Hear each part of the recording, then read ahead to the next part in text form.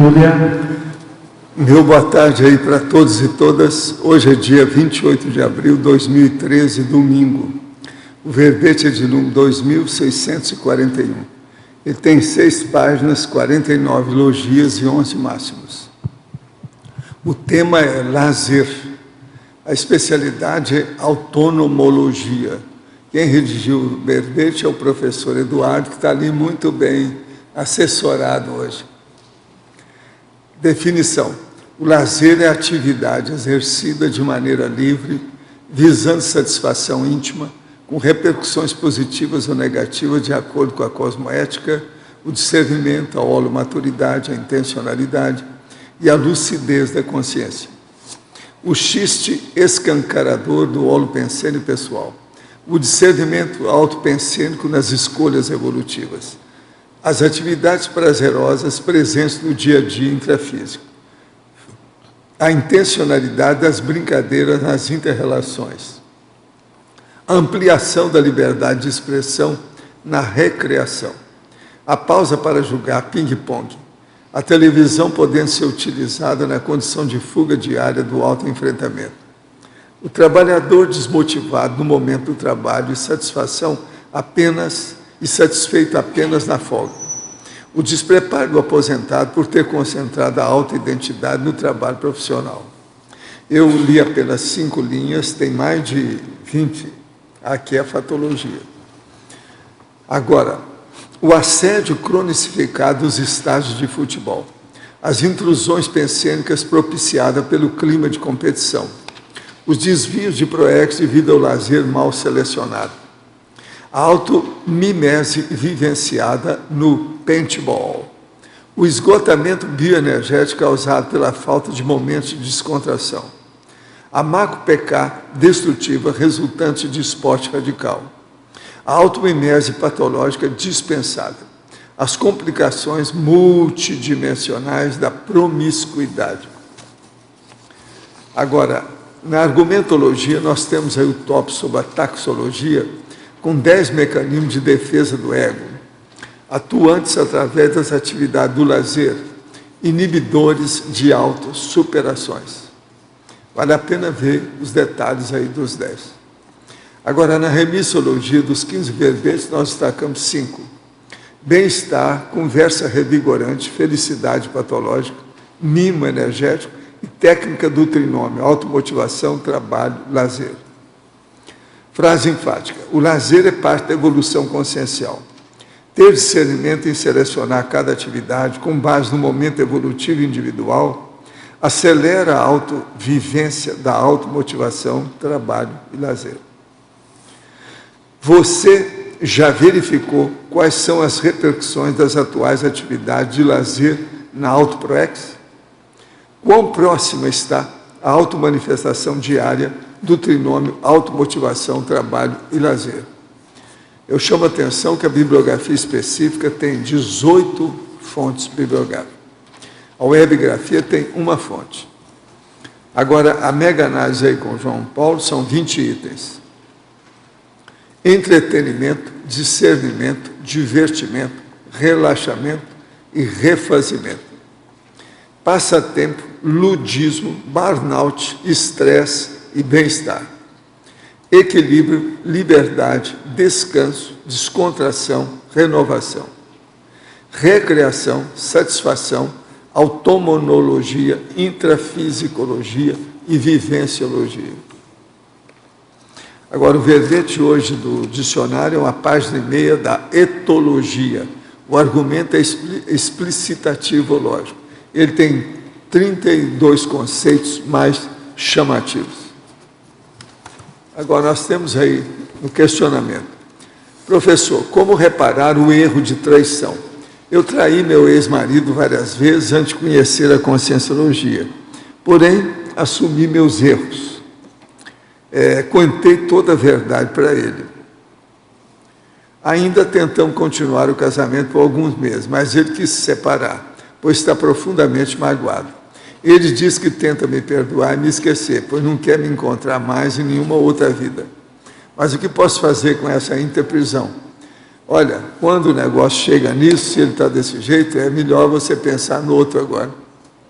É o melhor que você faz, isso aí não tem mais jeito. Agora, ó, só tem uma coisa que você não falou. Tem filho nessa história? Se tem filho, aí precisa de considerar com calma, principalmente se os meninos são pequenos. E outra coisa, separar aí, precisa saber se é menina, se é menino, qual a idade, como é que é. Isso aí, divórcio é um problemão se tem criança. Olha bem, é isso aqui é importante. Agora, você com ele, não, isso aí... Outra coisa, quase sempre isso que você fez não tem saída. Arranjou um namorado e depois contou para o marido, isso liquida, não tem jeito, é bobagem. Perdeu, isso aí já era. Você tem que pensar em outra coisa. Agora, a única coisa são as crianças. O meu casamento parece ter desmoronado, isso é outra pessoa, tá? É outra mulher, outra mulher. Essa aqui é de Portugal, para vocês terem uma ideia. A outra é do Brasil. Temos uma filha pequena de 5 anos. Há 2 meses fazia um plano para um segundo filho. Hoje estamos separados. O meu marido, que saiu de casa, revela comportamentos estranhos, parecendo evidenciar sintoma daquilo que é descrito como amarração. Amarração, vocês sabem o que é, né? Assédio. Nunca pensei que isso me pudesse acontecer e já emagreci 6 quilos. O que posso fazer mais para melhorar a situação? A primeira coisa é o seguinte, é cuidar da sua saúde. Isso aí é importante. Agora, nós vamos colocar lá, já temos aí o pedido na TENEPS, eu já sei da história. Então, nós vamos trabalhar com isso aí. Vamos ver o que a gente faz. Agora, vai com calma, porque tudo indica que tem mesmo despacho que fizeram com ele aí. Negócio brabo. Agora, ao verbetógrafo, o nosso xará Eduardo. Quem está falando é o Eduardo Doria, o médico lá de Curitiba. Poderia nos explicar o Megapensene? Lazer também assiste? Megapensenologia, página 18. Sim. Alô? Então, assim, comecei a estudar essa questão do lazer, pesquisar e aprofundar. É até interessante que quando as pessoas perguntavam, né, qual que é o tema do teu verbete, eu falava lazer. Então, alguns faziam até um bico, né? Falavam, nossa, falar de lazer, né? Para que falar disso? E quando a gente começa a estudar esse processo, você vê que o lazer ele é muito assistencial, né? Na verdade, é um lazer sadio, aquela questão assim que você perde tempo para ganhar saúde consciencial, né? Então, não é só o fato daquela atividade em si, mas o quão bem aquilo faz para você ou para algumas pessoas, né? Então, o lazer também assiste. O lazer pode fazer muito bem, né? Então, e a falta de entender isso pode ser muito complicado, né? Tem até a revista Mente e Cérebro desse mês, ela está falando sobre estresse. Na reportagem tem uma analogia que eu achei bem interessante, que se você está com um carro e você está acelerando, você está dirigindo direto com ele, um ponto principal, uma hora você vai ter que parar o carro e você vai ter que trocar o óleo, você vai ter que fazer uma manutenção, você vai ter que trocar o pneu, você vai ter que trocar a correia dentada. Se você não fizer isso, esse carro vai dar problema, né? Então, a nossa vida também é assim. Enquanto a gente não está num nível de atuar o tempo todo com automotivação, trabalho e lazer, que é um nível aí, né, da desperdicidade para cima, do serenão, enquanto nós não chegamos nesse modelo, a gente precisa parar o carro para fazer essa manutenção. Então, nós precisamos parar, ter um descanso, ter um lazer, algo que a gente gosta de fazer, né? Então, é nesse sentido. Por isso que essa parte, o lazer também assiste. Na Pensenologia, página 18, como detectar o xiste escancarador do holopensene pessoal através da autoconscienciometria, se a consciência tenta se enganar, que é o auto-engano. Não, isso é bem interessante, até porque eu tenho um perfil meio bem-humorado, eu gosto de fazer piada. Eu recebi alguns feedbacks durante o meu processo, né, de heterocríticas e tudo mais quanto a isso, e eu não queria aceitar. Falei, não, eu estou fazendo isso para descontrair e tudo mais. Mas a técnica dá uma olhada na piada que você está fazendo, no xiste, o que você está fazendo. Aquilo tem algum... Eu lembro que chegou uma época que eu tinha uma conclusão assim, falei, se eu faço uma piada sobre alguém, sobre alguma coisa, que a pessoa não está envolvida no contexto, se ela não está junto, não tem problema. Essa era na época eu tinha pensado isso. Mas depois você começa a estudar multidimensionalidade, o processo energético, o processo das consciências, né? Então você começa a ver a paradiplomacia, o processo como é que você se relaciona com o extrafísico. Então, toda piada, quando você faz uma piada, mesmo que todo mundo dê risada, dá uma analisada depois. Essa piada foi sobre o quê? Fez acoplamento com o quê? Será que não está depreciando alguém? Se algum contexto, se alguma pessoa tivesse escutado essa piada junto, será que ela não vai se sentir ofendida, né? Então é isso, xixi escancarador é isso. Às vezes é uma piada, é uma brincadeira, mas muitas vezes isso tem a ver com o que você realmente pensa, tem a ver com o que aquelas pessoas pensam, com o que aquele grupo pensa. Então é fazer essa autoanálise depois para reciclar, para na próxima falar, ok, esse tipo de piada eu não vou fazer mais. Isso eu vejo que não é positivo. Na Fatologia, página 18, linhas 11 e 12.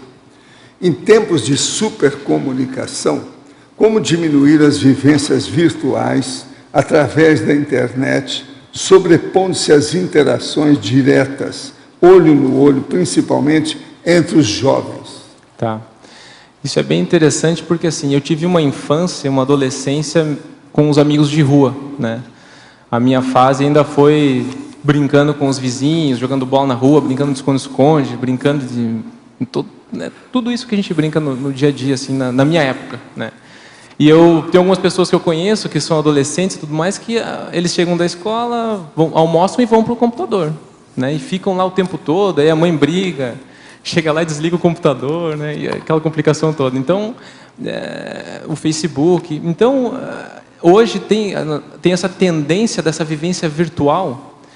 E a pessoa precisa começar a analisar e ver qual que é esse equilíbrio. Quanto é que eu estou olhando, tendo esse computador de distância, essa tela que me separa da outra consciência ou daquela realidade, até porque o mundo virtual ele permite um monte de coisas, né? Permite a mentira, você pode ser quem você não é realmente, você pode pensar muito antes de colocar uma resposta.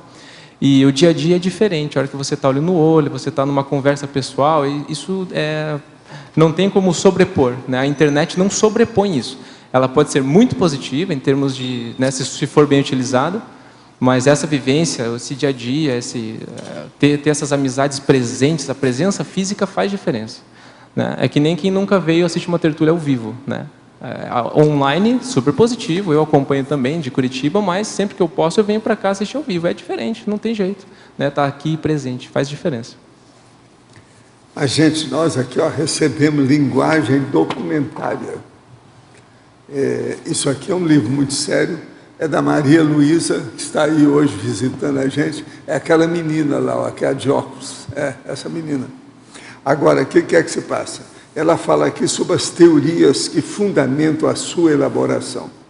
Então tem teoria da classificação facetada, teoria da terminologia, teoria do conceito, princípios comuns entre as teorias. Vale a pena ver.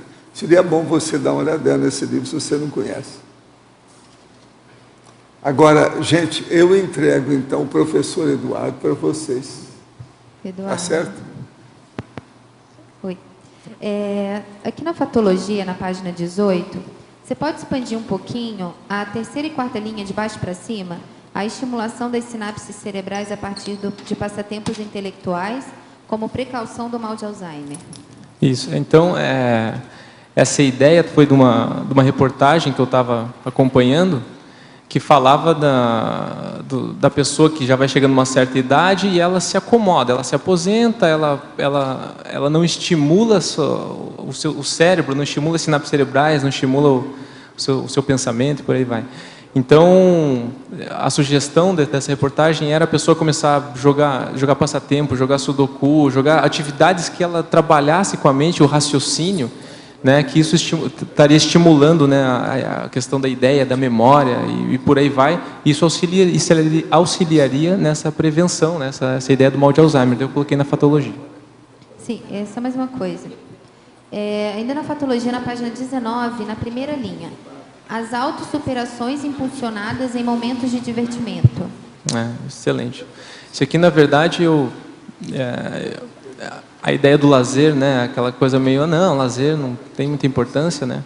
E, na verdade, muitas atividades de lazer têm muito a ver com autossuperação, né? Então, um exemplo que eu vou dar, que eu acho muito positivo, foi numa aula de CIP, numa aula do nosso curso de projeciologia, e nós tínhamos uma professora que ela tinha uma dificuldade, algumas vezes ela falava muito baixo, a voz tremia, ela tinha uma dificuldade para falar. E um dos feedbacks que um professor deu foi assim, falou, olha, sugiro que você faça aula de canto, né, para você trabalhar essa questão vocal, trabalhar essa questão da autoexposição, da comunicabilidade. E ela foi fazer aula de canto, começou a fazer aula de canto, era um lazer, ela começou a adorar aquilo, para ela era muito prazeroso fazer, e aquilo melhorou o desempenho dela em sala de aula fazendo tares, né? E no final do ano teve uma apresentação, ela convidou esse professor que deu feedback para ela assistir ela cantando, então é um lazer, né? Mas foi super positivo, ajudou ela numa autossuperação, numa qualificação consciencial, uma qualificação na tares, no esclarecimento, né? Então a gente está atento a tudo isso. Eduardo, na página 18, poderia explicar a relação dessa frase da coloquiologia com o seu tema, do lazer? Qual frase? Desculpa. Da coloquiologia, quem brinca com fogo pode se queimar. Ah, excelente. Então, nós estamos vivendo um momento social, né, que as pessoas acreditam que essa vida é única, né, e que a gente tem que viver cada momento ao máximo, né, um processo bem hedonista. E os jovens, né, os jovens, adolescentes, eles têm que eu percebo, né, uma tendência de, não, eu preciso aproveitar ao máximo e preciso enfrentar tudo. Então, por exemplo, eu tenho algumas pessoas no meu convívio, né, que acabaram dessomando porque aceleraram muito no carro, né, brincando de acelerar, um seguindo o outro, fazendo uma espécie de racha, e aí um perde o controle e dessoma. Então, esse é um exemplo, né? Eu acho que, por exemplo, tem esportes radicais também. Então, por adrenalina, você compromete toda uma proexis, você compromete a vida intrafísica por adrenalina. Então, assim, quem brinca com fogo pode se queimar, né? Então, melhor não brincar com fogo, né? Algumas coisas são melhor, ok, deixa eu pensar antes, né? Eu acho que até quando eu comecei a escrever esse verbete com uma postura bem religiosa, eu tinha uma intenção de, não, acho que eu vou, né, tentar mostrar o que pode e o que não pode, né? E, na verdade, hoje eu cheguei a essa conclusão que, na verdade, tudo a gente pode. O grande ponto é quais são as repercussões das atividades que eu tenho. Então, eu tenho uma atividade de lazer, poxa, bacana. Quais são as repercussões dela? É isso que tem que estar claro para mim, né? Então, se eu for brincar de acelerar o carro, vai dar adrenalina, vai dar ok? E qual que é a repercussão disso? O que pode acontecer? Então, isso que tem que estar claro. Eduardo, na página 18, fatologia, na terceira linha de baixo para cima, lá no final, a estimulação útil e prazerosa do raciocínio nos desafios do pensamento lateral. Você poderia comentar? Sim. Isso aqui, na verdade, é uma teoria do Eduardo de Bono. Ele é um teórico da administração.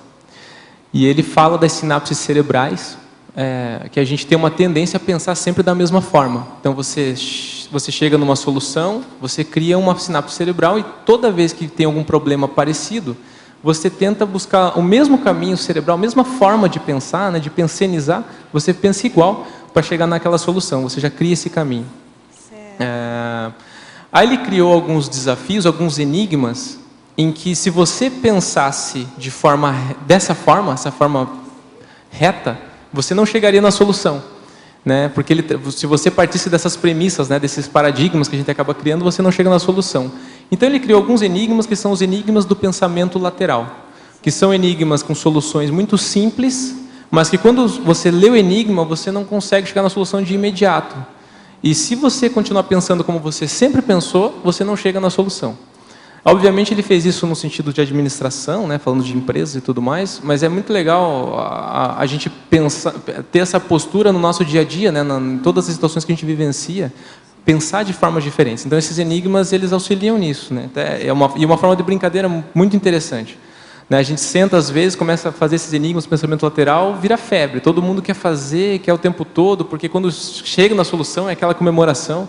Então fica a dica para quem quiser pesquisar aí, quem quiser conversar comigo depois também, a gente faz uns enigmas do pensamento lateral aí para desafiar o pessoal.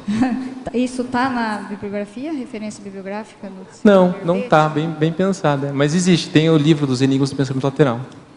Tá. Qual que é o autor mesmo? Eduardo de Bono. De Bono. Tá. Ok. Mais uma questão ali, você poderia comentar na página 22, o item 9, de regressão? Tá. Então, aqui, nessa taxologia, eu coloquei alguns mecanismos de defesa do ego, né, que a gente, sem perceber, aquele mecanismo que você utiliza para não se enxergar, para você não precisar reciclar alguma coisa, para você não ver os seus defeitos. Na verdade, todos nós temos isso em algum nível, né? Sim. Todos nós que não somos serenões, é claro. Então, essa parte de regressão, o que acontece? A pessoa, ela acaba se manifestando como criança, né? Ela se manifesta de forma muito imatura. Então, eu acho, às vezes, até um cúmulo, né? Você olhar um senhor, lá, uma pessoa que super respeitada, uma pessoa profissionalmente super bem sucedida, tudo certo, e ela vai no estádio de futebol, o time perde, ele começa a chorar, que nem criança, a câmera filma, né? Então, assim, poxa, né? Que nível de maturidade é esse, né? Então, a pessoa se porta como criança. E o ideal é que a gente comece a olhar tudo com uma forma muito mais racional e não deixar a emoção tomar conta e atuar desse tipo, né? Ter uma manifestação nesse sentido. Pesquisou bastante, né? Na verdade, isso foi muita vivência, né? Minha questão com o futebol nessa vida ainda foi meio forte na adolescência, então vivenciei muito isso. Eduardo, aqui, como que você vê a produtividade em ambientes profissionais com grande liberdade de lazer e descontração? Por exemplo, no Google, no Facebook, né, que os profissionais ficam em puffs, tem mesa de ping-pong do lado. Joia. Então, isso até eu vejo que é umas questões interessantes quando a gente olha o nosso processo social, como ele veio se desenvolvendo, né? Então a gente teve aí no século XVIII a Revolução Industrial, onde as pessoas trabalhavam 12 horas por dia numa fábrica e aquela produtividade, né? E hoje nós estamos chegando no momento em que nós tem muito mais profissionais na área executiva, na área de comunicação, na área de marketing financeiro. Então, quando você precisa de pessoas que consigam criar, pessoas que precisem pensar, né, e não pessoas que estejam lá só desenvolvendo um trabalho operacional, quanto mais essas empresas entenderam isso, quanto mais você dá liberdade para elas atuarem, para elas relaxarem, quanto mais você relaxa, mais você estimula a sua criatividade, a sua imaginação, você não fica tenso, né, simplesmente funcionando, né? E, então eu acho muito positivo, né, desde que aquilo esteja, né, dentro de um processo efetivo para todos, né? O que eu vejo hoje que eu acho engraçado, quando eu li o livro do Domenico Di Masi, né, O Ócio Criativo, ele comenta que os escravos trabalhavam 10 horas por dia. E hoje os executivos das empresas no Brasil e na América do Sul trabalham 12 horas, 14 horas por dia, né? E eu vivencio isso, eu trabalho em uma multinacional e eu vejo meus gestores, meus gerentes trabalhando o tempo todo. Né? Assim, se isso fosse um trabalho de automotivação, trabalho lazer, se tivesse um processo que, né? Mas a gente vê que não, que é um workaholismo, um workaholic, né? Que aquilo vai consumindo a pessoa, né? Ela vai entrando num estresse, ela vai entrando num burnout, e isso não é positivo. Eduardo, aqui. Em fatologia, na 9ª linha, as consequências dos excessos decorrentes do falso aproveitamento da juventude. Você pode falar um pouco sobre isso? Posso sim. Eu acho que esse processo está bem junto do que eu já comentei um pouco, dos nossos jovens hoje, né? Da sociedade, ter essa questão, não, eu preciso aproveitar a vida, eu preciso aproveitar enquanto eu sou jovem. E eu pus isso na fatologia, foi quando num seminário de pesquisa do IPC, um voluntário nosso que tem uns 20 anos, ele é professor, ele é um epicentro dentro do voluntariado, e ele fez esse comentário, falou, eu tenho alguns tios, algumas pessoas que falam assim, não, você tem que aproveitar que você é jovem. E ele fala, mas eu estou aproveitando, né? Para aproveitar, eu não preciso sair fazendo um monte de maturidade, eu não preciso ir contra meu soma, né? Eu não preciso fazer tudo isso. Eu posso aproveitar minha juventude de forma muito positiva. Esse é o aproveitamento real da juventude, né? Então, eu acho que a Invexis tem um papel muito interessante para os jovens conseguirem aproveitar de forma real a juventude, né? De forma muito positiva. E esse aproveitamento falso eu pus nesse sentido. Ok, obrigado. Eduardo, eu queria que você comentasse a citaciologia e se você vê alguma solução para isso. Joia. Então, na citaciologia, eu pus uma frase do Domenico Di Masi, né, do livro O Ócio Criativo, que ele comenta o seguinte: a grande maioria das pessoas não sabe como se distrair, nem como descansar. Quando tem tempo, se entedia. Né? Então, o interessante, assim, eu tenho uma colega voluntária, que ela já é voluntária há bastante tempo do IPC, e ela teve uma situação, ela foi fazer terapia, não foi nem consciencioterapia, ela foi fazer terapia. E a terapeuta perguntou para ela assim, falou, olha, vamos fazer uma meta e se você atingir essa meta, você vai dar um presente para você. E ela falou assim, mas qual seria esse presente? E a terapeuta falou, não sei, você que vai dizer. Ela, não, mas é uma roupa, E a terapeuta falou, não sei, você que tem que saber. Ela falou, mas eu não sei que presente que eu vou me dar. Ela falou assim, você precisa se autoconhecer. Então, né, uma pesquisadora de conscienciologia foi numa terapia para ouvir isso, né, você tem que se autoconhecer. Então foi bem impactante para ela e foi bem interessante isso. Então, assim, a gente tem que saber o que a gente gosta, o que eu quero fazer com o meu tempo livre, a hora que eu posso, o que é divertimento para mim, o que eu quero fazer com as minhas férias. Né, traçar isso não tem regra, a pessoa tem que olhar para ela. Né? A proposta do verbete, até desse estudo, é o quê? Quais as repercussões disso? Eu não vou fazer, não, mas eu quero fazer porque eu quero. E vai lá e carrega um problema, gera interprisões, então isso é complicado. Então o principal é, quais são os lazeres sadios que eu posso fazer? Quais são os lazeres que são positivos? E ver o que eu gosto de fazer. Né? O que eu vejo muito, até coloquei aqui no verbete também, aproveitando, né, que eu vejo às vezes na CCCI uma culpa em relação ao lazer. Né? A pessoa fala assim, olha, eu vou numa festa, mas cara, eu vou porque eu tenho que ir. Ela já pede desculpa, né? Eu vou da festa, mas desculpa. Eu não, né? Então, assim, vai se divertir. Qual que é o problema disso, né? Eu tive um esclarecimento semana passada, num outro voluntário. Eu tinha uma festa de aniversário para ir, eu comentei com ele, falei, pois é, festa de aniversário, eu não queria ir, eu queria ir para casa, eu estou cansado, mas assim, aí eu comecei a analisar com ele, falei, poxa, de repente eu posso conhecer alguém, fazer uma assistência, eu posso fazer um estado vibracional. Aí ele falou assim para mim, você pode se divertir também. Então, eu falei, poxa, eu levando otário sobre o meu tema de pesquisa, né? Então, é importante isso, né? A gente conseguir entender isso, desdramatizar e ver isso como importante no nosso dia a dia. Então, se eu não sei qual que é meu lazer preferido, eu preciso me pesquisar, preciso fazer uma autopesquisa profunda. Eduardo, aqui em cima no ar, na fatologia, na página 19, na segunda folha. Quarta linha, de baixo para cima, bem no comecinho. O sorriso desdramatizador. Fala um pouco desse. Falo sim, Tânia. Assim, muitas vezes, na verdade, esse aqui eu fiz baseado em uma consciência que tem para mim, que é muito importante, que é o meu pai. E ele tem um processo que às vezes eu chego e falo, poxa, aconteceu isso, tal coisa, tal, e ele dá risada. Aí eu falo, mas eu estou falando uma coisa super séria, e ele desdramatiza com aquele sorriso, né? E aí a mesma situação que poderia ser algo super difícil, deixar todo mundo tenso, ele dá risada. E aí mas ele não dá uma risada de deboche, tá? Isso é importante, né? Não é um deboche, não é algo que vai trazer aquilo, tirar sarro, ou deixar aquilo como, isso não é importante. Não é. Mas é um sorriso desdramatizador que ele dá.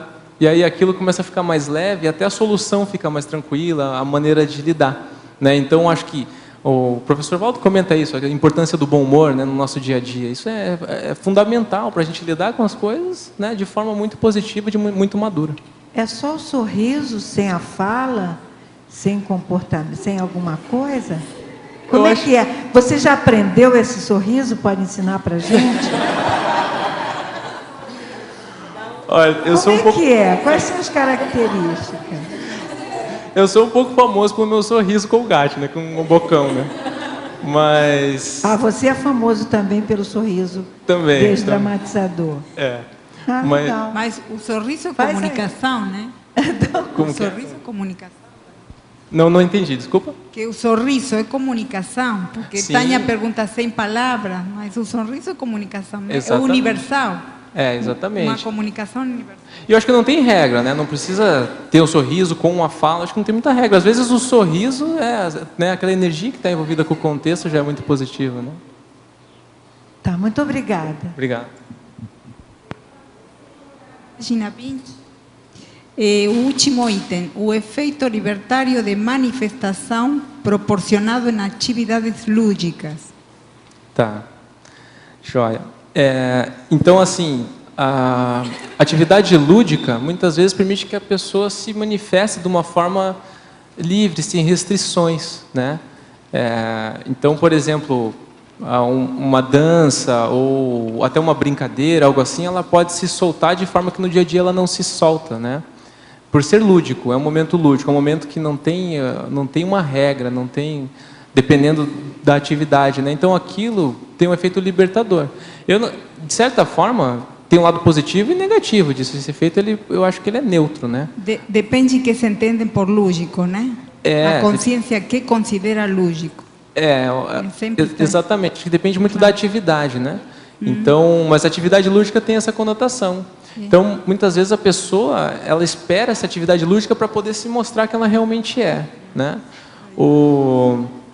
Até é interessante, eu tenho uma pesquisa que eu faço na minha empresa, né? Quando eu chego no cafezinho, eu passo por alguém, na sexta-feira eu pergunto para a pessoa assim, e aí, sexta-feira já? Essa é a pergunta que eu faço. 85% das pessoas respondem graças a Deus. Podem fazer esse teste no dia a dia. Então, eu acho que isso diz muito, né? A pessoa está esperando o final de semana, ela está esperando sair na festa, ela está esperando aquele momento para poder ser feliz, ou para poder se manifestar de forma livre, ou para poder ser quem ela é, e por aí vai. Então, essas pessoas tinham que fazer uma autopesquisa bem profunda, né? Falar, poxa, mas estou esperando passar, eu estou torcendo para passar a minha semana?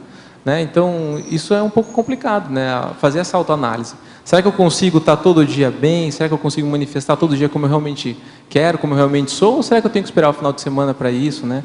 Então, no caso especialmente dessa turma, né, que tem desses 85%, que é a minha estatística, e cada um pode fazer a sua ainda.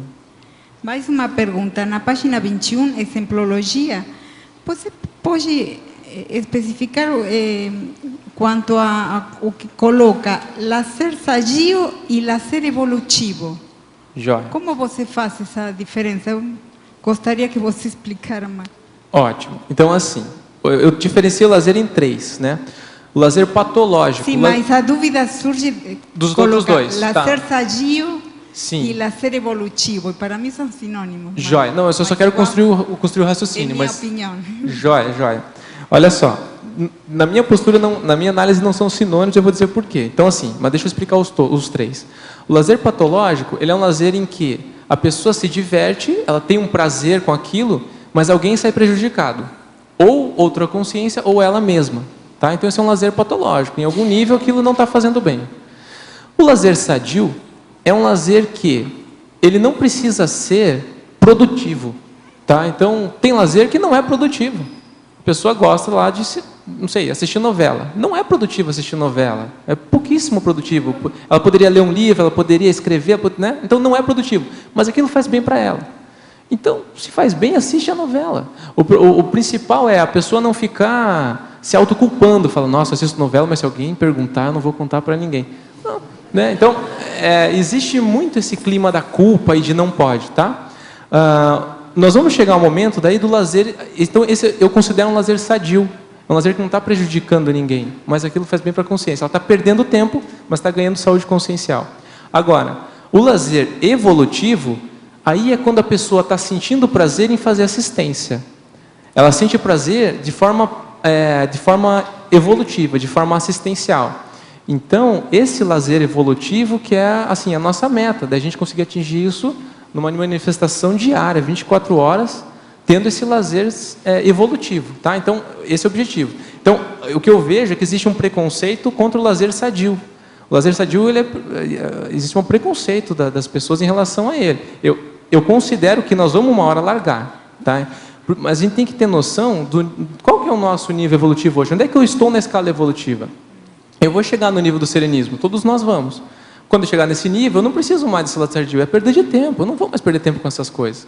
Mas enquanto eu não chego lá, como é que eu faço para equilibrar isso, para eu ter meu lazer sadio de forma tranquila? Até porque grande parte da culpa que nós temos em relação ao lazer é religioso. Então, se você sentir culpa em ter lazer, é um processo religioso, porque antigamente, com certeza tem gente aqui que pode explicar isso até melhor do que eu, mas assim, o ócio era coisa da elite, né, que eram os filósofos e tal, e o ócio era visto como uma coisa muito positiva. Depois, devido a toda a nossa história, a questão religiosa, veio e falou, não, o descanso é eterno depois da vida, aquilo você tem que trabalhar. E aí começa esse conceito, e daí vem o capitalismo, a revolução industrial, e as pessoas daí querem trabalhar o tempo todo. Se eu não estou produzindo, não estou trabalhando, aquilo eu sinto uma culpa, eu me sinto a pessoa se sente vagabundo, né? Tempo é dinheiro, então existe essa autorrepressão, né? Que complica o processo da evolução. Em que sentido? Eu vejo algumas pessoas em burnout, né? Pessoas que estão estourando, estão com problemas mesmo, conscienciais, né? E isso faz mal, né? Devido a essa autorrepressão que a pessoa tem em relação ao lazer. Tem uma história engraçada, né, de um voluntário nosso de Curitiba que chegou para mim e falou: cara, eu fui para Foz e eu vi um dos autores de um dos livros da Conscienciologia jogando ping-pong. E ele estava surpreso com isso. Falou: nossa, eu até pus na patologia, né? Momento para jogar ping-pong, pus devido a esse contexto. Ele falou assim: nossa, então se ele pode jogar ping-pong, né, eu também posso me divertir, né? Tem um aval. Então, se ele pode, eu também posso. Obrigada. Professor Eduardo, favor ampliar. Em Fatologia, página 18, na antepenúltima linha, a estimulação útil e prazerosa do raciocínio dos desafios do pensamento lateral. Tá, joia. Eu comentei isso no início da tertúlia, mas vamos repetir. Essa é uma teoria do Eduardo de Bono, ele é um teórico da administração, e ele sugere que nós temos sinapses cerebrais, que é uma forma de pensar, que a gente tem a tendência de sempre estar reforçando essa forma de pensar e sempre correr o mesmo modelo para chegar nos resultados. E ele sugere que nós temos que pensar lateralmente, nós temos que começar a cruzar essas sinapses cerebrais para criar situações novas, resultados novos, né? Quebrar alguns paradigmas. E ele sugeriu alguns enigmas, né, que são bem interessantes, que se você pensar reto, como ele diz, se você pensar com as mesmas sinapses, você não chega na solução. E a solução é muito simples. E você precisa pensar lateralmente para chegar na solução. E é muito divertido, né? Então, foi o que eu coloquei aqui. Então, fica a sugestão. Tem um livro, né, Novos Enigmas do Pensamento Lateral. Quem tiver interesse em pesquisar. Em Crescendologia, página 20, na antepenúltima linha. O crescendo satisfação íntima egóica e a satisfação íntima policármica. Legal. Então, a gente começa num modelo de estar preocupado em sentir prazer, em ser feliz, né? A gente começa com um modelo egóico e depois a gente começa a expandir, né? Então, começa a trabalhar se preocupar com o grupo karma, com o crescimento, né, das nossas inter-relações e posteriormente, a gente já começa a ter uma satisfação com a assistência policármica, né? Então, um exemplo é você escrever um livro, pessoas que você nem conhece vão ler esse livro, aquilo vai fazer assistência, você vai ficar satisfeito com isso. Então, é um crescendo. Você sai do ego indo para o polikarma. O Marco e a Regina, lá de Curitiba, estão dando os parabéns pelo exemplarismo na condução do trinômio motivação, trabalho e lazer. E ainda tem mais uma pergunta deles. Em Mitologia, página 20, o último mito. A influência dos mitos religiosos na limitação das possibilidades de entretenimento aos seguidores. Joia. Não, o processo religioso ele limita, né, em muitas coisas, ele trava muito as pessoas. E eu lembro quando eu fui coordenador de grupo de jovens de igreja, né, no passado, e nessa vida ainda, né, e eu lembro que na época chegou um movimento lá e o pessoal falou assim: vocês não podem mais escutar música do mundo, né? Então a música do mundo seria qualquer música que não fosse religiosa, né? E eu achei um absurdo aquilo. Eu falei: como é que pode? Eu não poder escutar música, vou desligar o rádio, né? Então, na época eu tive esse questionamento, eu era todo questionador, né? Então eu coloquei isso aqui, né? Então algumas questões religiosas não permitem que as pessoas tenham algumas atividades de lazer. Então nesse sentido que eu coloquei aqui. Eduardo, agora uma pergunta da dona Anália. Sabe quem é? Por que a tematologia é neutra? Lendo o verbete, me pareceu que a abordagem é nosográfica. Poderia esclarecer? Posso esclarecer. Até qualquer assim, coisa você resolve aí com a Bárbara, que é a Anália. Anália. Tá joia. Então, assim, na verdade o tema é neutro, por quê? Porque o lazer, dependendo da atividade, ele pode ter repercussões positivas e repercussões negativas, tá? Então, eu coloquei que até na fatologia, na parafatologia, tem algumas atividades que têm uma repercussão muito positiva e tem algumas atividades que têm uma repercussão muito negativa. Tá? O objetivo do verbete realmente é ser neutro e a pessoa sempre analisar quais as repercussões daquela atividade de lazer. Esse que é o principal, por isso que o tema é neutro. Poderia explicar em Fatologia, página 18, a quinta linha de baixo para cima, a culpa inculcada no ócio pela religião? Joia. Até eu cheguei a comentar aqui na minha abordagem anterior, mas que antigamente o ócio ele era visto de forma muito positiva, né? O ócio eram os filósofos, eram as pessoas que iam pensar, que iam, né, ter tempo para decidir as coisas, e aquilo era visto como forma muito positiva. Então o ócio era positivo, era visto pela sociedade como algo positivo. E com o processo religioso veio essa ideia da gente ter que trabalhar aqui nessa vida, que essa vida aqui é para a gente sofrer, e que o descanso vem na vida eterna, né? Então, essa conotação acabou trazendo um processo social em que as pessoas veem o lazer como algo, como culpa. A pessoa sente culpa em ter lazer, né? Então, todo mundo que se sente culpado em ter lazer tem que fazer essa análise. Será que é um processo religioso meu? Então, é nesse sentido.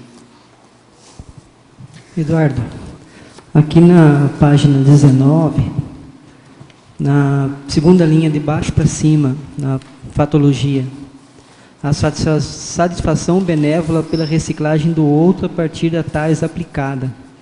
Qual é essa relação aí com o lazer? Joia. Então, aqui já, Antônio, eu estou colocando já o lazer sadio, o lazer evolutivo até, né? Porque eu estou comentando daquela satisfação do professor em sala de aula, né?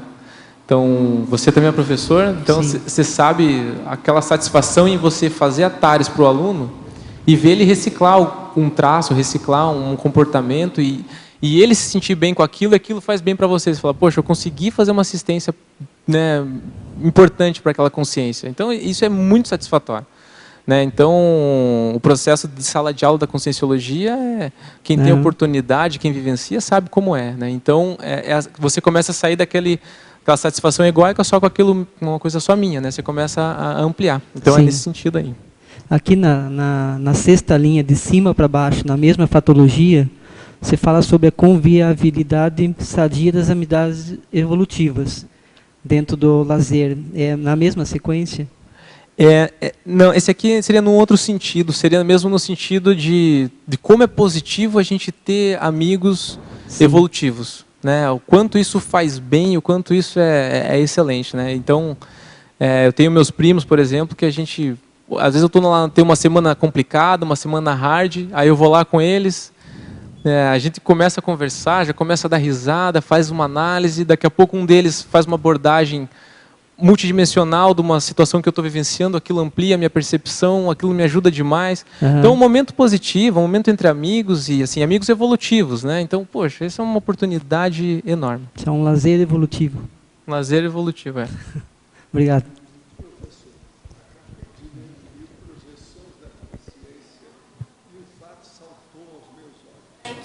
Você obteve um avanço considerável na qualidade das suas projeções em apenas 6 meses de dedicação.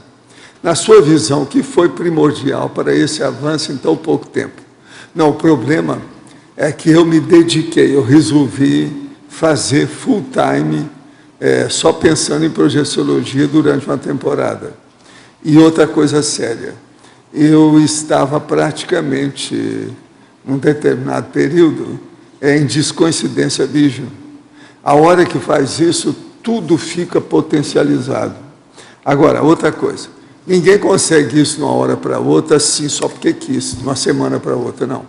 Eu já tinha um processo do background mais sério, sobre projeção, já de muito tempo.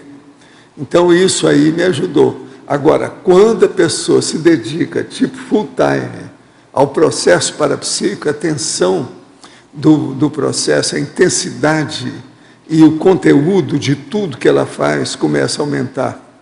E a pessoa fica com um pé lá e outro aqui, nas duas dimensões, e aquilo funciona bem. Agora, aí só tem um problema difícil, que a descoincidência vígil, quando ela é muito enraizada, quando ela se intensifica demais, é problemática para a gente viver, dependendo do local. Por exemplo, uma pessoa que vive num lugar que tem muita gente, é problemático. Ela sair, por exemplo, perto de uma multidão, uma coisa qualquer, ela pegar, por exemplo, uma condução pública, que está cheia de gente, é outro problema. Então, isso tudo a gente tem que estudar na questão do processo da projeção. Agora, uma das coisas mais sérias que tem, eu não expliquei, tem muita coisa que eu não publiquei. Uma das coisas mais sérias que tem foi a hora que eu resolvi ver se eu era capaz de ter a projeção de consciência contínua, assim, com muita lucidez e com manutenção da lucidez. Eu consegui 2 dias, 48 horas, sem problema nenhum. Meu corpo dormiu e eu fiz questão do corpo dormir 8 horas. E eu não perdi consciência a hora nenhuma. Agora, eu sou capaz de fazer isso, mas agora eu tenho que parar com tudo que eu faço. Você tem que dedicar aquilo. Aquilo ali acabou. Não tem jeito, monopoliza o processo da consciência. Então, na prática, isso não é bom. Agora, outra aqui. Professor, outro dia em uma tertúlia o senhor falou de pessoas que são fortes, brutas e ignorantes. O que percebo é que pessoas que mexem com lutas como UFC, MMA e outras coisas bastante animalescas e que dão aparências físicas que são brutais, mostram o que são no dia a dia. Se as profissões como açougueiro, vaqueiro e outras têm a ver com a evolução da consciência, é lógico que tem, né? Ninguém vai ser açougueiro à toa, né? Tudo tem sua razão, tem a raiz, tem os processos do passado em cima da pessoa. E é o problema da psicomotricidade que a pessoa escolheu o modo de ser. Agora, uma das coisas mais sérias que tem, às vezes é preferível a pessoa ter uma profissão dessa, mesmo que ela seja assim, dessas atividades, que às vezes você pode fazer uma restrição, do que ela entrar, por exemplo, numa riscomania. Ela começar a fazer, por exemplo, pular de paraquedas sem necessidade, e outras coisas nesse sentido, assim, que são excessivas. E outra coisa também, às vezes ela entrar na riscomania dentro do esporte, que tem esporte que é totalmente errado, né? Um deles, o boxe. Como é que você vai defender o boxe com alguém? A gente precisa de criar harmonia para viver. Agora, o boxe é a desarmonia. É briga o tempo todo, é soco na cara, é o diabo. E outra coisa, a maioria fica um pouco perturbada na cabeça com o tempo. Por quê? Você sabe, a hora que dá um soco na cabeça da pessoa, o que é que se passa? Abala toda a massa cinzenta que é mole dentro de uma caixa craniana que é dura. Aquilo piora tudo. Veja bem, uma pessoa que joga futebol, se ela dá muito cabeçada, aquilo vai dar problema na cabeça dela. Agora, pensa o boxer. O cara, por exemplo, a hora que dá um jump, um grandão, um uppercut e outras coisas a mais, com valor aí para valer, aquilo às vezes, o peso que dá lá, às vezes são 100 quilos de soco. Pensa bem no que é isso. Depende da pessoa. Agora, 100 quilos bater na cabeça de uma pessoa, que loucura é essa? Por isso que a maioria, muita gente pirada que tem por aí, baseado nisso. Então, às vezes, dos males, o menor. É preferível a pessoa ser açougueira, que ela coloca toda a energia dela cortando os bichos lá, do que ela entrar numa coisa pior ainda.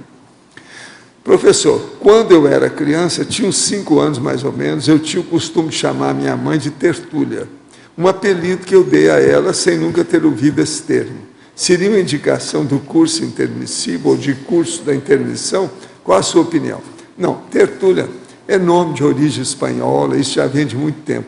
O que você deve ver é o seguinte, parece que a sua família tem um processo italiano.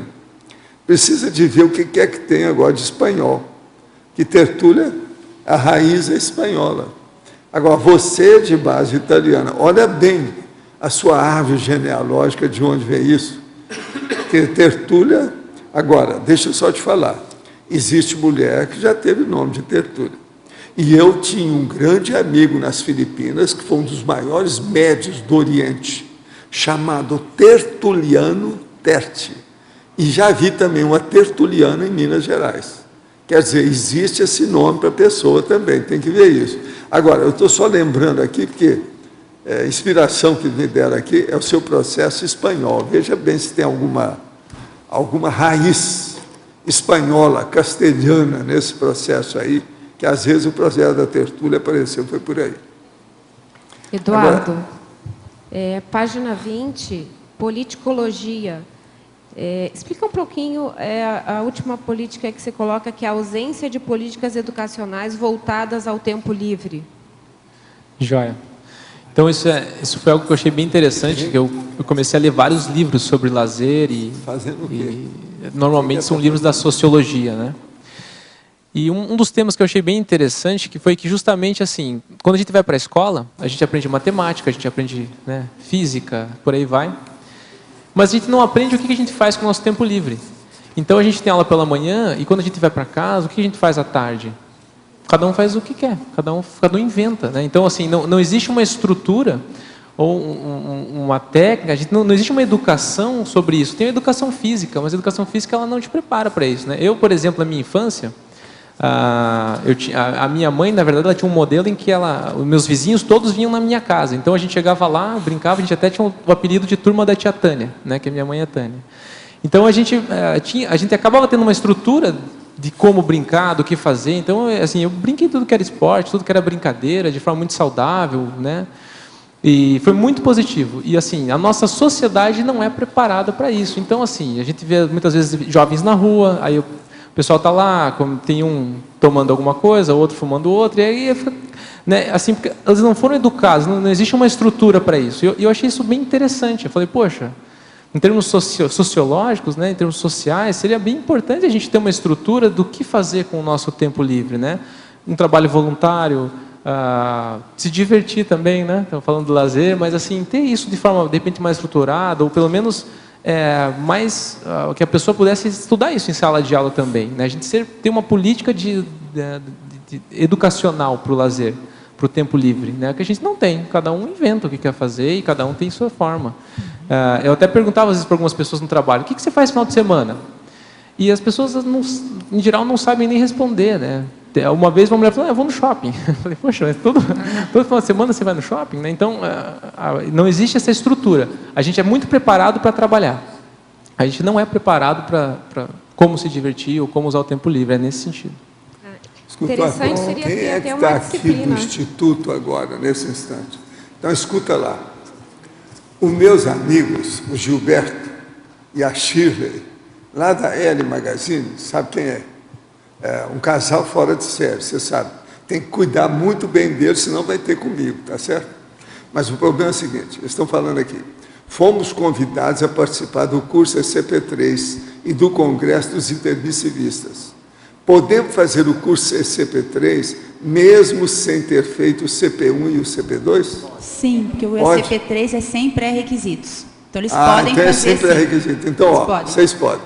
Outra coisa, com relação ao Congresso, podemos participar mesmo sem sabermos se somos intermissivistas? Podem. Eu vou apresentar no Congresso também. O Gilberto, ele cisca tudo. O Congresso deve ajudá-los a identificar se eles são intermissivistas. Fazermos o complementar também é interessante? Também. O que você acha? Acho ótimo. Se puderem vir para complementar. Estamos online diariamente, mas a vontade de estar aí é grande. Quer dizer, eles sofreram com o negócio de ir embora. Eles estavam querendo ficar aqui.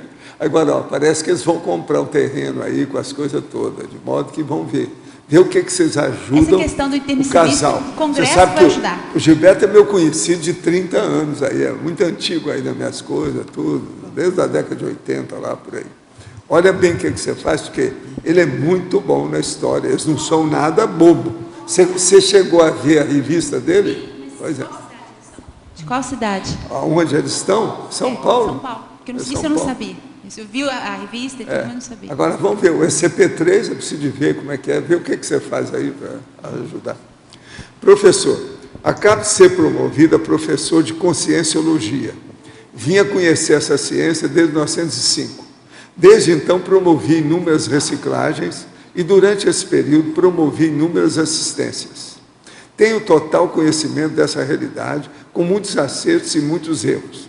Agora me promoveram na condição de docente. Porém, meu dia a dia não mudou. Será vivido na mesma condição anterior, com novas reciclagens para evoluir? Aí a pergunta. Vale a pena, durante o meu processo, gastar energia para alcançar a condição de desperto? O que você quer que eu fale? Quer que eu puxe a orelha? Agora, seria bom você se inteirar aí do curso que estão fazendo para desperto, né? Quem é que está fazendo aí o curso? Como é que é? Quem é da... Fala aí para nós. Só para ajudar aí, o nosso amigo é de Curitiba, tá?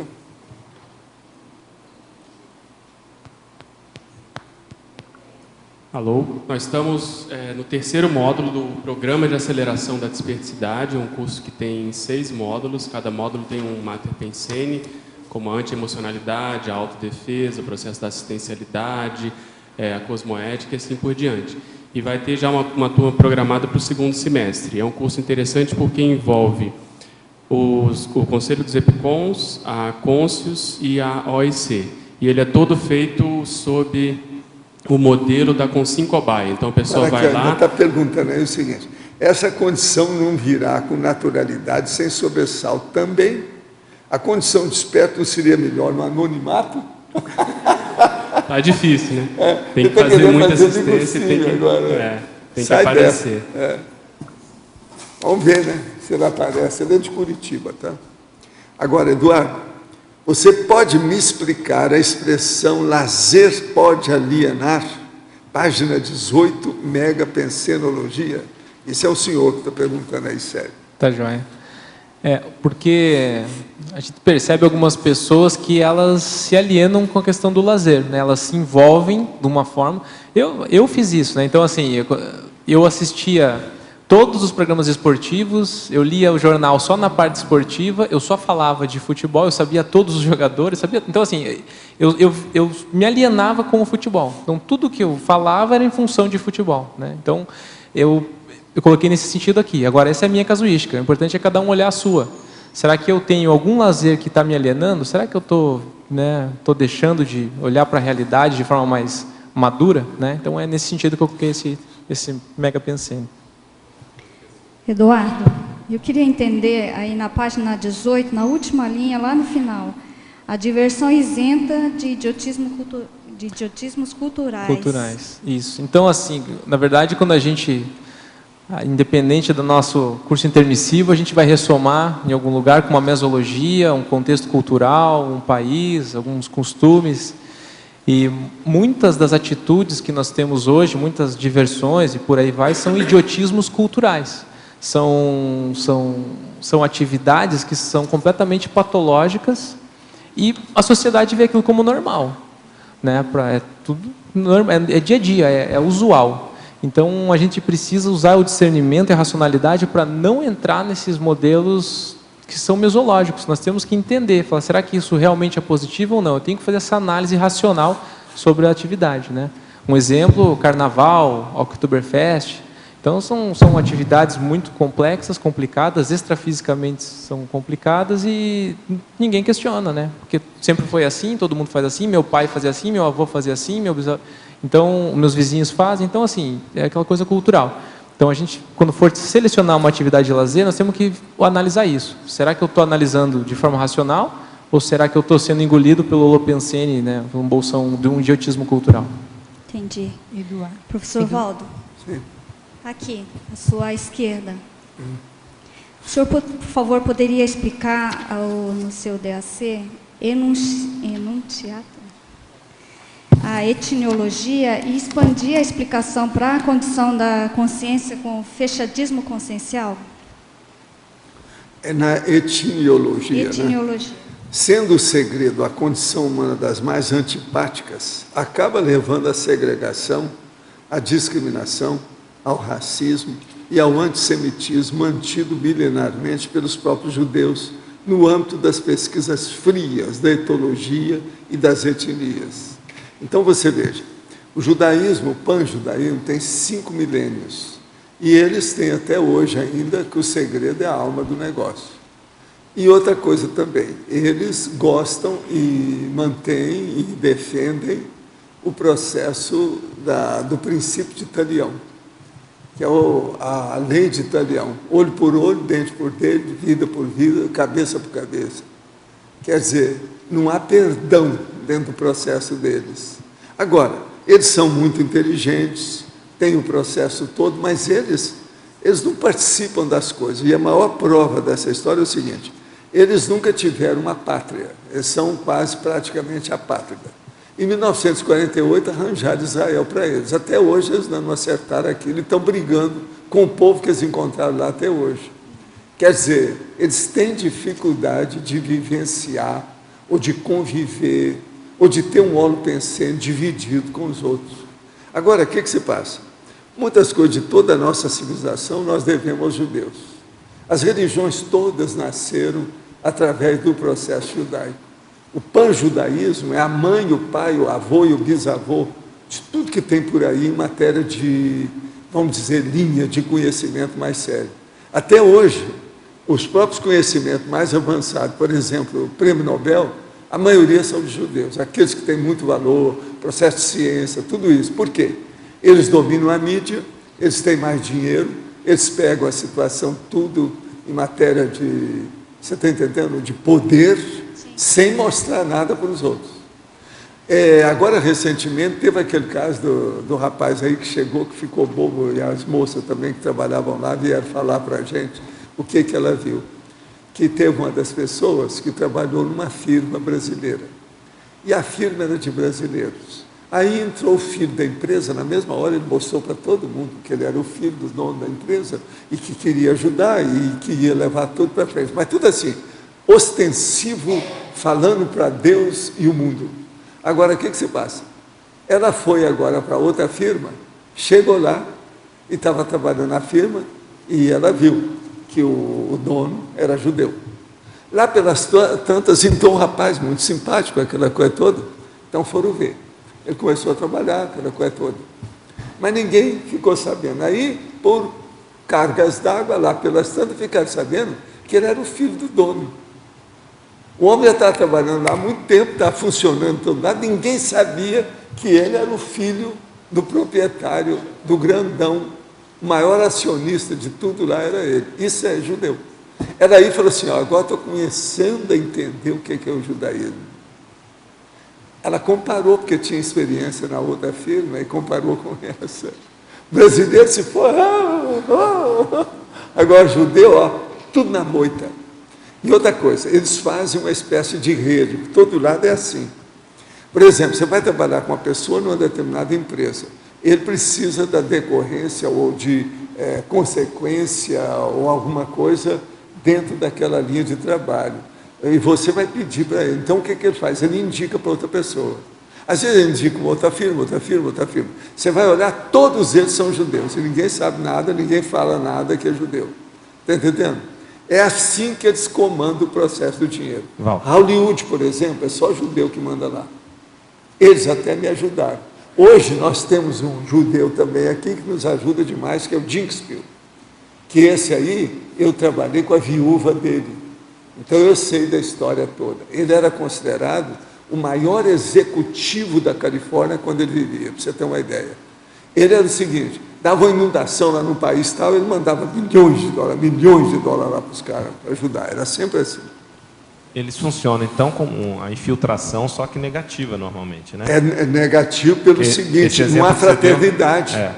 Por mais que eles falem, não há fraternidade, porque eles não convivem com os outros. Tem a transparência. Agora, tudo é o problema da tradição. Tradição, você sabe, é uma das piores coisas que tem. E as maiores tradições deste planeta são as do panjudaísmo, que deram no Talmud e no processo todo que está aí. São 5 milênios. Por exemplo, a Igreja Católica. Tudo o que aconteceu da Igreja Católica é um processo de judeu. Vocês têm uma ideia? J. Cristo era judeu. Os discípulos eram judeus. Eles frequentavam a sinagoga. Todos os apóstolos do J. Cristo, etc., tudo era de sinagoga. Agora, a Igreja Católica foi feita a partir dos processos do judaísmo. Outra coisa, o processo do islamismo. Foi tudo feito a partir do problema da igreja, com a opção de coisa aí. O Maomé rodou, e ele que era militar, que era um general, acabou fazendo o negócio. Mas há uma dependência judaica, derivada. E por aí vai. Você olha, por todo lado tem o processo e o dedo judaico lá dentro. Eles realmente, como é que fica? O problema, um dos problemas maiores aí nesse contexto é a dificuldade de convivência deles, né? Por agora, o que se passa? Isso fica, às vezes, eles reclamam do processo do antissemitismo. Mas veja, quem é que faz mais o antissemitismo? São eles mesmos. Porque não há miscigenação, não há mistura, não há problema nenhum. Você veja bem o meu amigo lá de New York. Ele vem, vê a situação toda da Conscienciologia, começa a ter lembrança igual eu, ainda moço, e ele começa a ver e fala assim, não, eu fiz um curso intermissivo, eu quero ver se eu faço a INVEX, eu quero fazer isso, quero fazer aquilo, quero escrever livro. Eu falei assim, então seria bom você ir comigo lá no Brasil, para você ver o que nós estamos fazendo, para te dar uma ideia. Na hora que a gente estava já resolvendo para ele vir na outra viagem que eu fosse lá no outro ano, ele mandou um recado para mim, eu nunca mais vi o rapaz. Ele vira para mim e fala assim, ó, diz ao Paulo que eu não posso mais encontrar com ele, que eu fui obrigado a casar e eu agora sou rabino. Então veja, o negócio tudo deu para trás. Ele não queria nada disso, ele conhecia tudo sobre INVEX, ele sabe tudo sobre TENEPS. Agora, ele veio para dar um jeito lá. Ele é o terceiro que eu vi que fracassou. Todos os que vêm com uma espécie de lavagem paracerebral muito forte. É muito difícil escapar do problema. Agora, o que se passa? É difícil porque o processo é muito enraizado. O que a gente vê é o seguinte, para vocês terem uma ideia, existe comunex extrafísica só de judeus, de uma tal maneira que a pessoa dessoma, vai lá e volta, ela não saiu do judaísmo, hora nenhuma. Entendeu? E outra coisa, o judaísmo que eu estou falando é o ortodoxo, aqueles, ó. Eles agora tem uns aí que estão criando problema, fizeram até piquete, aquela coisa toda. Israel também tem uma turma contra isso aí. Mas, olha o que é que Israel está. Israel combate o negócio com tanque, bombas, tem até bomba atômica. E fica aquele povo da Palestina jogando pedrinha nos tanques. Quer dizer, isso é o princípio de Italião. Agora veja, eu não sou contra judeu, eu tenho um monte de amigos meus judeus. Entendeu? Eu mesmo tenho esse amparador que agora está trabalhando até conosco, já apareceu aqui várias vezes. Que ele é fora de série. Agora, o que se passa? É preciso a gente falar essa realidade que está aí. Como é que vai ser isso? Por exemplo, o Estado Mundial. O dia que for decidir o processo de Estado Mundial, os judeus têm que estar na frente disso. Agora, para isso, tem que acabar a moeda. Se acabar a moeda, acabou os judeus. Porque o processo deles é o dinheiro, é o ouro, o gold, a moeda de ouro. Como é que fica? Então, isso tudo nós temos que... Eles têm que enfrentar e a terra também vai ter que enfrentar isso com eles. Agora, outra coisa. Do jeito que está o judaísmo aí, eu já falava isso desde a época da Segunda Guerra. Nunca o antissemitismo vai acabar. Você encontra de vez em quando com gente que é totalmente contra os judeus por causa disso. Isso aí cria problema. Então aí, às vezes, são esses que eu gosto mais de conversar. Para acabar com o antissemitismo, porque não adianta isso é bobagem. A gente tem que explicitar a situação, mostrar, informar, ver o que é que vai dar. Há muitos judeus que são muito inteligentes demais, eles estão no top em matéria de QI na Terra. Mas como é que faz? Com essas tradições todas. Agora, existe aqueles que são muito tradicionais, super ortodoxos, e existe aqueles que não são tanto. Esses são mais liberais, são mais acessíveis. E a turma do Ascalá. Precisava de um neo-Ascalá. Pois é. Mas mesmo assim, o que eles fizeram? É muito pouco daquilo que eles fizeram. Professor, essa questão da evoluciologia, né, que o senhor coloca aqui, por um lado, o melhor é ser prático e, em contrapartida, coloca, por outro lado, devemos ter paciência para desenvolver as manifestações cosmoéticas. O senhor poderia aprofundar esse finalzinho? O problema aqui que eu vejo é o seguinte, para a turma entender, sobre evoluciologia. Observa o meu jeito, o seu jeito em cada questão. Aí se evidencia a autodemonstração etológica explícita. Etologia é o comportamento, é a conduta, é a postura, é a atitude da pessoa. Por um lado, o melhor é ser prático, objetivo, sem meios termos, vapt, vupt. Por outro lado, devemos ter paciência para desenvolver as manifestações cosmoéticas. Assim, alcançamos objetivos ou as bases mutáveis das reações evolutivas. Então, veja, uma coisa boa que eu sempre falei é o seguinte, se a pessoa quer evoluir com mais dinamismo, intensidade e com mais lucidez, ela tem que aderir à natureza. Ela não pode esquecer da natureza. E aderir à natureza, ela vai descobrir que o princípio consciencial não é só nosso, hominal, da consciência aqui humana. Também as árvores têm princípio consciencial. A zoologia, os bichos todos pré-humanos têm princípio consciencial. Então o problema é a gente ter contato com todos esses princípios conscienciais e abraçar isso, acolher isso na vida da gente. Então, nesse ponto, por exemplo, ter um pet, um animal doméstico, às vezes, é mais importante do que a pessoa arranjar, por exemplo, um filho. Depende da circunstância o que a pessoa vai fazer. Então, o problema da evoluciologia não pode ser esquecido o caso do princípio consciencial em evolução. Professor, mas essa questão de desenvolver as manifestações cosmoéticas com paciência, tá? É com paciência. Por exemplo, você veja, eu às vezes descasco determinadas pessoas, não falo o nome delas, mas às vezes a gente descasca aqui. Então a gente fala burro, burrildo, burraldo, burroide, vovozinha, isso tudo eu falo. Mas em compensação, tem às vezes casos aí de uma criança, uma pessoa que está doente, um outro, que eu vou ter que ter uma paciência com ele durante um mês. E ninguém está sabendo como é que eu sou. Entende? Então o povo fala que às vezes eu tenho até paciência demais. Você está entendendo? Você tem que equilibrar isso. O problema da assistência é feito com a modalidade da necessidade. A necessidade é que vai ver a modalidade que você tem que ter. O senhor tem que olhar o contexto de cada um. O contexto de cada um, para você atender aquilo que senão não vai adiantar nada. Professor, o professor Daniel Muniz fez uma entrevista com o Gilberto, da revista L Magazine, que está no Facebook da Comunicons. Ficamos impressionados com a lucidez dele quanto à CCI e à conscienciologia, para um visitante de primeira vez. Vocês estão bobeando. O caso não é esse, não. O Gilberto me conhece há 30 anos, ele acompanha as coisas todas, ele conhece tudo sobre conscienciologia. Ele está apenas aqui, está atualizando as coisas nossas físicas. O Gilberto é uma fera. Olha bem a revista, olha o que é que ele escreve, as coisas que ele faz.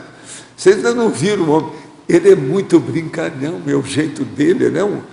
Em matéria de comunicação, o Gilberto é fora de série. Por isso que ele tem contato com tudo quanto é grife internacional, esse negócio todo, ele é fora de série. Então ele tapeia bem. Professor, faz alguns dias que estou notando que eu consigo fazer as energias do planto chakra subir até o corono chakra com facilidade. Inclusive, quando faço exteriorização, automaticamente sinto um fluxo mais intenso, subindo e fazendo todos os 7 chakras pulsarem. E, às vezes, isso causa uma elevação súbita da libido sem fantasia sexual. Isso é normal? É lógico que você está mexendo no sexo chakra, te vira. Cuidado com isso. Existe risco dessa facilidade de subida energética causada de coincidência virgem patológica? Olha, eu não ponho a mão na cumbuca, tudo é possível. Mexer com energia, tudo é possível. Olha bem, é a sua intencionalidade. É aí que você vai ver se o negócio fica sadio ou patológico. Caro Eduardo, olha, o Leonardo e a Yasmin, de Curitiba, você sabe quem era. Qual a sua opinião sobre pessoas que trabalham com atividades que você considerou como sendo lazer?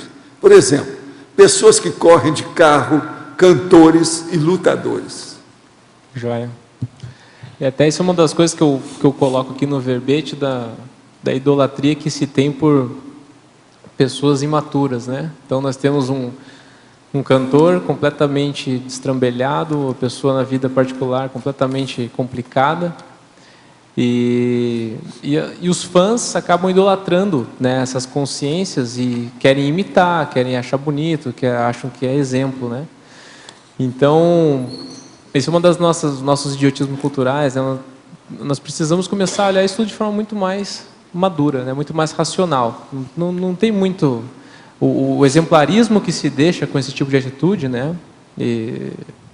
Teve o Chorão aí, né, que dessomou a recente. Eu estava em São Paulo na época, fizeram uma reportagem mostrando o legado dele, das músicas e da praça de skate que ele ajudou a recuperar. Então, ou seja, processo super patológico, as pessoas idolatrando e achando que aquilo tudo é bonito. Né? Então, o principal é a pessoa ter o senso crítico, ter autodiscernimento e fazer a avaliação dessas personalidades de forma madura, e não ficar, só porque ela é famosa, ou porque ela tem algum prêmio, é campeã de alguma coisa, ficar, né, a questão de quem corre de carro, né, Fórmula 1, tem mais piloto que dessomou do que piloto que foi campeão. Então, né, ter um pouco mais de racionalidade sobre as coisas, né? Eduardo, ali na página 20, em interaciologia, o primeiro item lá, interação plateia-artista, você pode trabalhar? Posso. Na verdade, até quando eu coloquei isso aqui, eu lembro que quando meu primeiro ICP2, quando eu fiz, eu fui perguntar para o Epicom, isso foi em 2007. Fui perguntar, falei, escuta, o que você faz no teu tempo livre? Né, já era meu tema de pesquisa sem eu saber, né? Falei, como é que é o teu tempo livre? Daí ela falou assim, eu adoro ir no teatro. Daí eu falei, poxa, né, o Epicom vai no teatro, poxa, né? Então... Aí eu coloquei essa questão da interação do plateia-artista porque tem um processo, não é só a questão que a gente sempre avalia a arte, né, de uma forma madura, mais racional, mas tem um processo positivo ali, né, dessa interação. Muitas vezes o artista causa essa descontração, esse momento positivo para a pessoa, né? Agora, tem outra análise também, né, que o artista começa a se sentir bem com toda aquela energia, ele começa a sentir necessidade daquilo, né? Recentemente teve um professor que comentou de um cantor que foi num show e ele falava assim, pessoal, mas vocês me amam? Ele estava perguntando isso, né? Eu sei, um cantor que já saiu de moda, vamos dizer, então tinha aquela necessidade ainda, né, da energia do público, né? Então é por isso que eu coloquei essa interação aqui nessa ideia. Legal. E eu queria saber a sua visão também, Eduardo, em relação ao turismo. Hoje o turismo é uma das maiores formas de lazer, né, do povo em geral. Como é que a gente pode lidar com o turismo com maturidade? Como é que você vê isso? Tá, legal. Eu acho que assim, o turista é uma das consciências que faz bastante assistência, né? Porque ele chega chega no lugar com aquela energia, aquela coisa, então o turista faz assistência. E eu vejo que o turismo é um dos lazeres mais sadios que tem, né? Você conhecer uma outra cultura, você conhecer um outro lugar, perceber como é que funciona, você amplia teu conhecimento. Então, eu até coloquei, tem no verbete aqui, não sei em que lugar específico, mas eu falo, né? O enriquecimento cultural que se tem com o turismo, um lazer super positivo. Então, eu vejo que a ideia é assim, você, né, trabalhar isso de forma positiva, assim, poxa, vou ter férias, eu vou descansar, vou viajar, vou para algum lugar, vou conhecer, eu acho super positivo, né? Então, acho que é só isso, a questão de você ficar lúcido, ficar atento e se programar para as coisas, né, nesse sentido aí. Eduardo, é a Ana Luísa, tudo atrás. Como que você relaciona a questão do desenvolvimento parapsíquico da pessoa e a necessidade de ter o lazer? Não estou falando da motivação, trabalho e lazer, não. Estou falando de ter um tempo livre, fazer, sei lá, cantar, ou a pessoa fazer alguma coisa, e a questão do desenvolvimento parapsíquico mais na questão assistencial. Se relacionou, o que você pensa? Legal, né? Assim, eu vejo que, né, o parapsiquismo ele vai estar permeando tudo, né? Não é porque a pessoa não está na sala de aula ou algo assim que ela não vai estar trabalhando com parapsiquismo, está trabalhando o tempo inteiro, né? Então você vai fazer uma caminhada numa praia deserta às 6 da manhã, né? Pisando na areia, aquela sensação, aquela energia imanente, tudo mais. Tudo isso vai deixar você mais forte, vai te dar você vai estar mais firme, com um estofo energético melhor para bancar todo um processo de desassédio, um processo, né? Porque o lazer ele não inibe o parapsiquismo, né? No sentido, o que importa é você estar atento. Então, eu estou numa atividade de lazer, vai ter consex, vai ter energia, vai ter tudo isso. Então, o principal é a pessoa estar lúcida para o processo, né? Estar atenta. Então, tem muita atividade que deixa a pessoa irritada, então, tem questão de consex, intrusão pensênica. Então, você conseguir desenvolver o ponto de você estar atento a tudo isso, utilizar isso a teu favor, no sentido de você estar sempre bem, com uma homeostase holossomática, né? E não com aquele estresse de já preciso fazer assistência de uma forma desenfreada e imatura, né? Sem que você consiga estar bem, se você conseguir tratar isso de forma muito madura, positiva, aquilo vai fazer bem, você vai fazer muito mais assistência. Né, questão de você poder bancar uma consex na tua psicosfera, né? Então, como é que você está? Isso é importantíssimo, né? Não sei se você acha que vai chegar um determinado momento, estou falando por causa da frase enfática, né? Tá. Que você fala que o lazer é parte da evolução e ter discernimento em selecionar cada atividade com base no momento evolutivo individual acelera a autovivência da automotivação, trabalho e lazer. Chega um determinado momento que a pessoa dispensa esse lazer, essa necessidade, e aí o trabalho já vira o lazer, que eu penso, estava pensando nessa linha, por isso que eu estou te perguntando. Nessa linha que eu entendo, né? Do que eu entendo de questão, por exemplo, do serenismo, do serenão, é o quê? Ele está o tempo inteiro fazendo assistência, esterilizando energia, produzindo, assim, o tempo inteiro ele está atuando, mas aquilo é automotivador, né? É um lazer para ele, então ele não precisa descansar daquilo. Pelo menos esse é o que eu entendo do trinômio automotivação, trabalho e lazer. Então eu não tenho mais necessidade de descansar. Eu acho que nós estamos caminhando nessa direção. E a hora que chegar nisso, eu não vou precisar mais perder tempo para ganhar saúde consciencial, porque eu já vou estar num momento em que minha saúde consciencial vai estar estável, vai estar muito bem e eu só vou estar mantendo. Meu dia a dia vai ser... É natural eu fazer assistência o tempo todo, tá? Essa é a minha interpretação. Tá ótimo, era isso. Obrigada. Sim.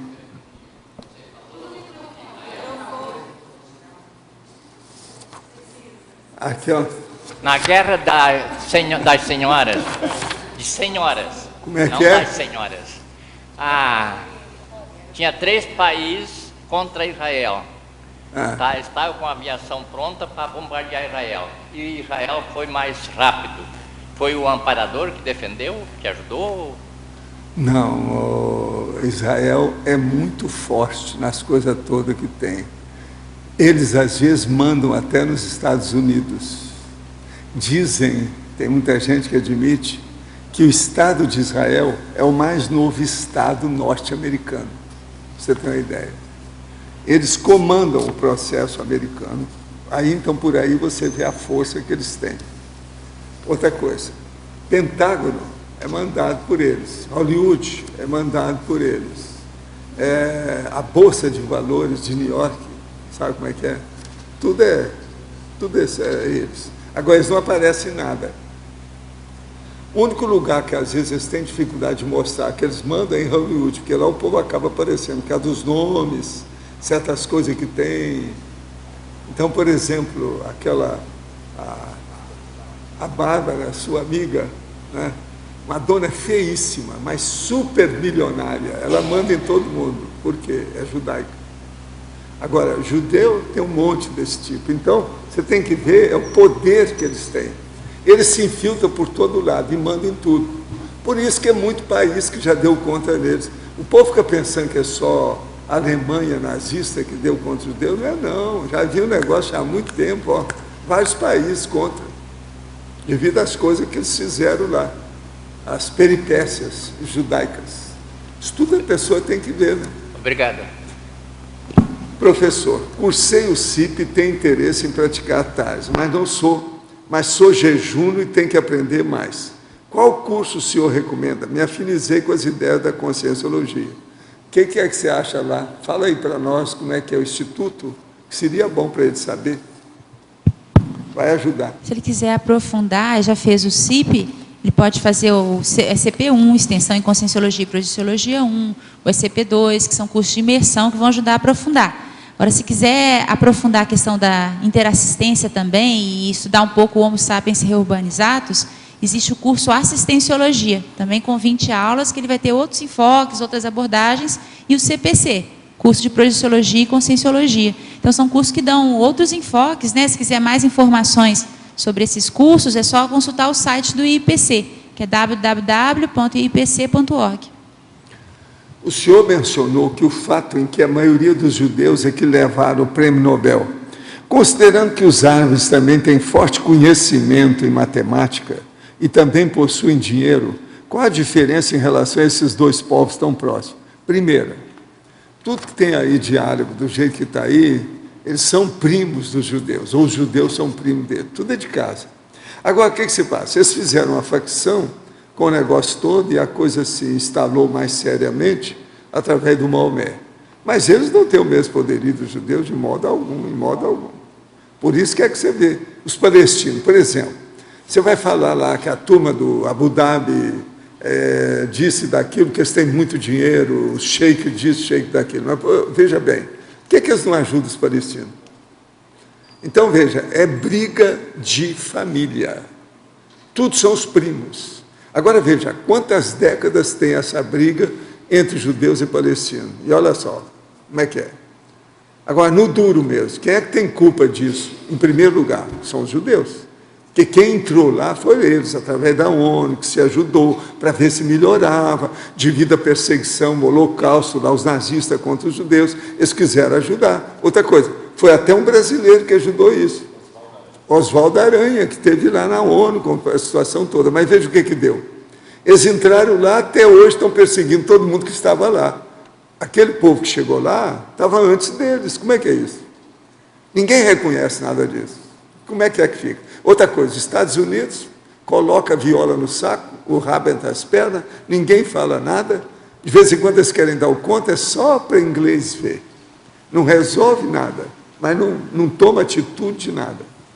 O Yuri, que foi voluntário aqui, né, muito tempo, morava aqui em Foz também, ele é israelense, então ele falou que na escola eles aprendiam nas aulas de história que lá era um espaço vazio, e que quando foi constituído Israel não tinha o povo palestino lá.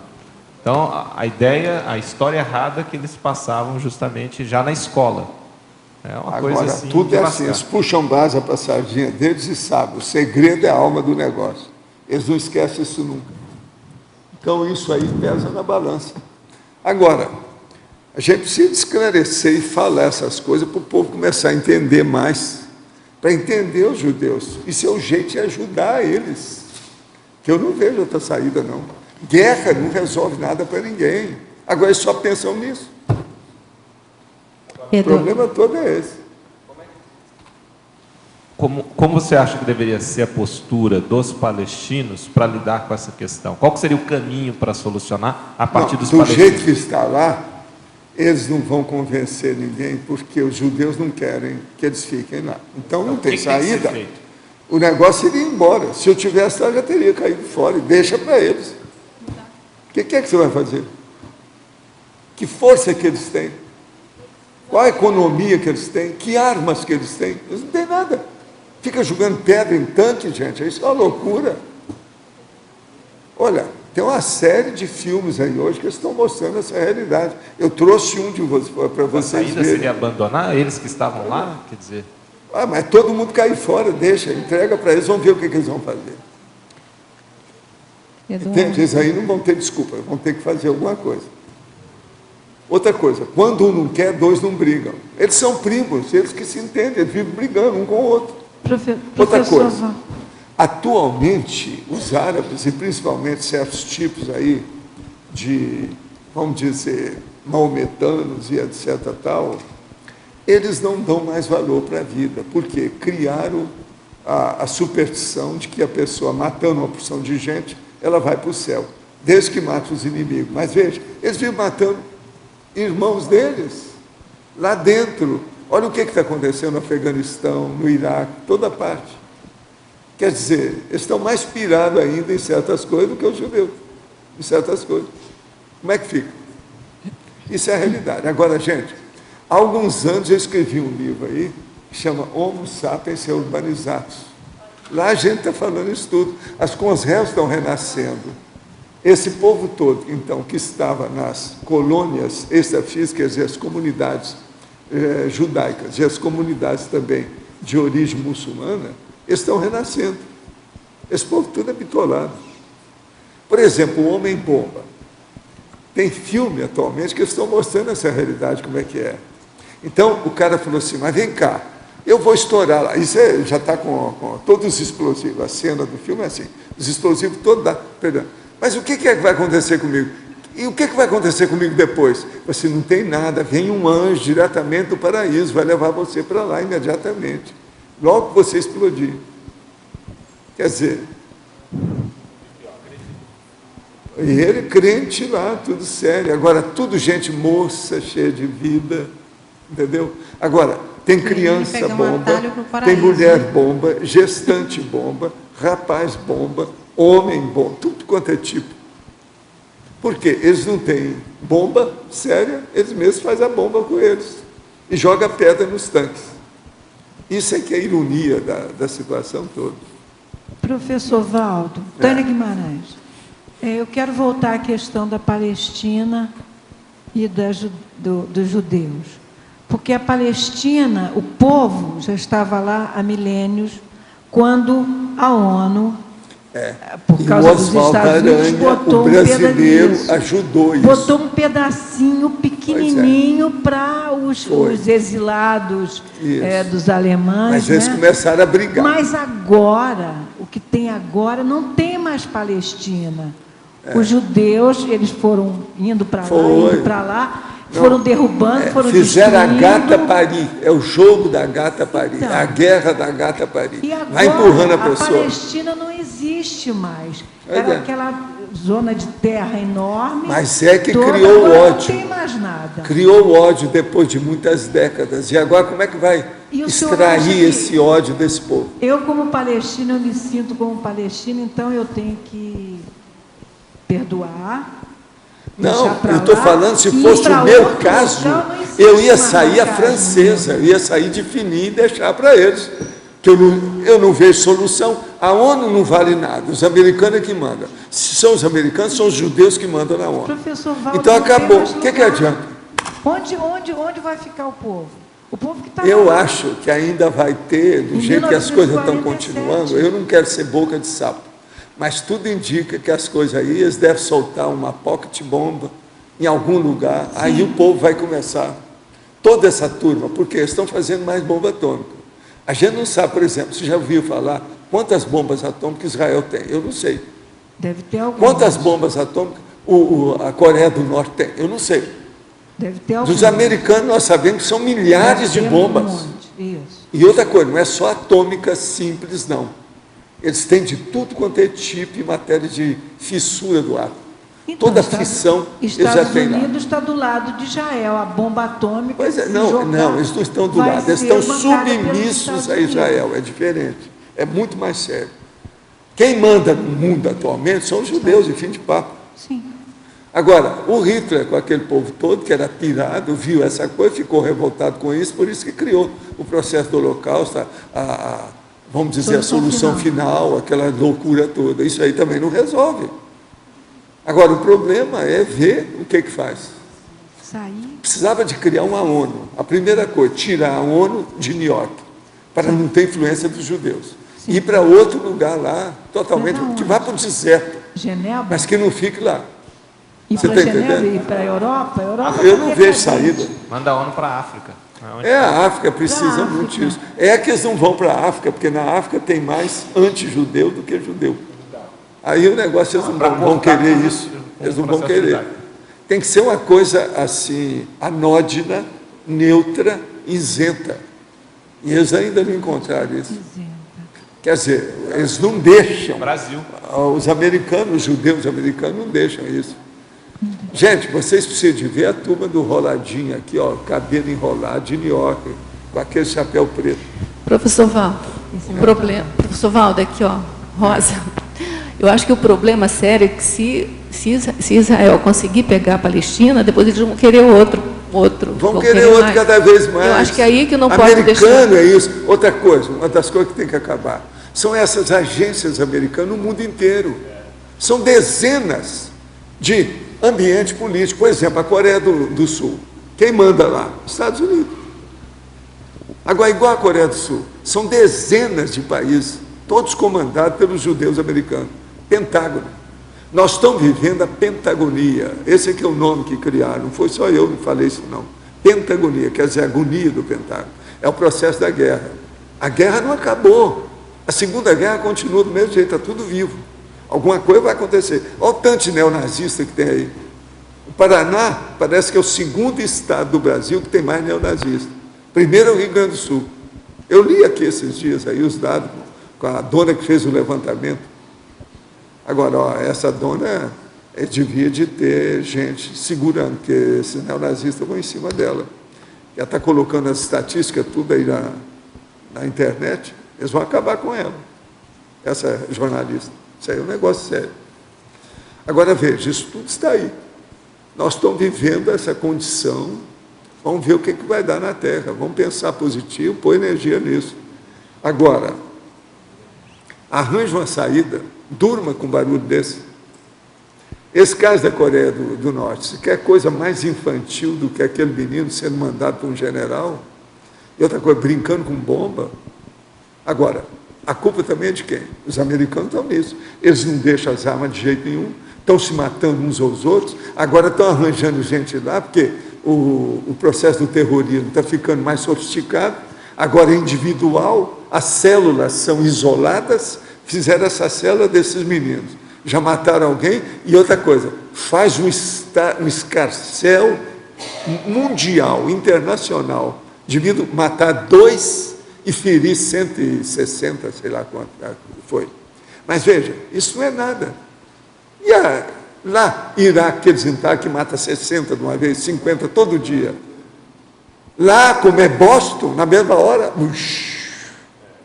mas lá, e o Afeganistão, e Iraque. Vocês estão vendo como é que são os judeus? Observa. Agora, por quê? A hora que vai soltar bomba em Boston e New York, está pegando os judeus. Você está entendendo? Por exemplo, eles acharam muito ruim o negócio, porque eles queriam acabar, era com o Pentágono, lá, entende? Com a Torre Gêmea, não era a Torre Gêmea, eles queriam o Pentágono. Então, é mexer no coração dos judeus. Foi por isso que fizeram todo esse escarcéu, que deram força para um cara totalmente pirado, que é esse, o Bush. E outra coisa, o Bush está começando a voltar agora, estão começando a falar dele. Isso tudo está sendo manipulado, é a marionete na mão dos judeus do Pentágono. O cara tem 80 de QI, ele não raciocina bem e tal.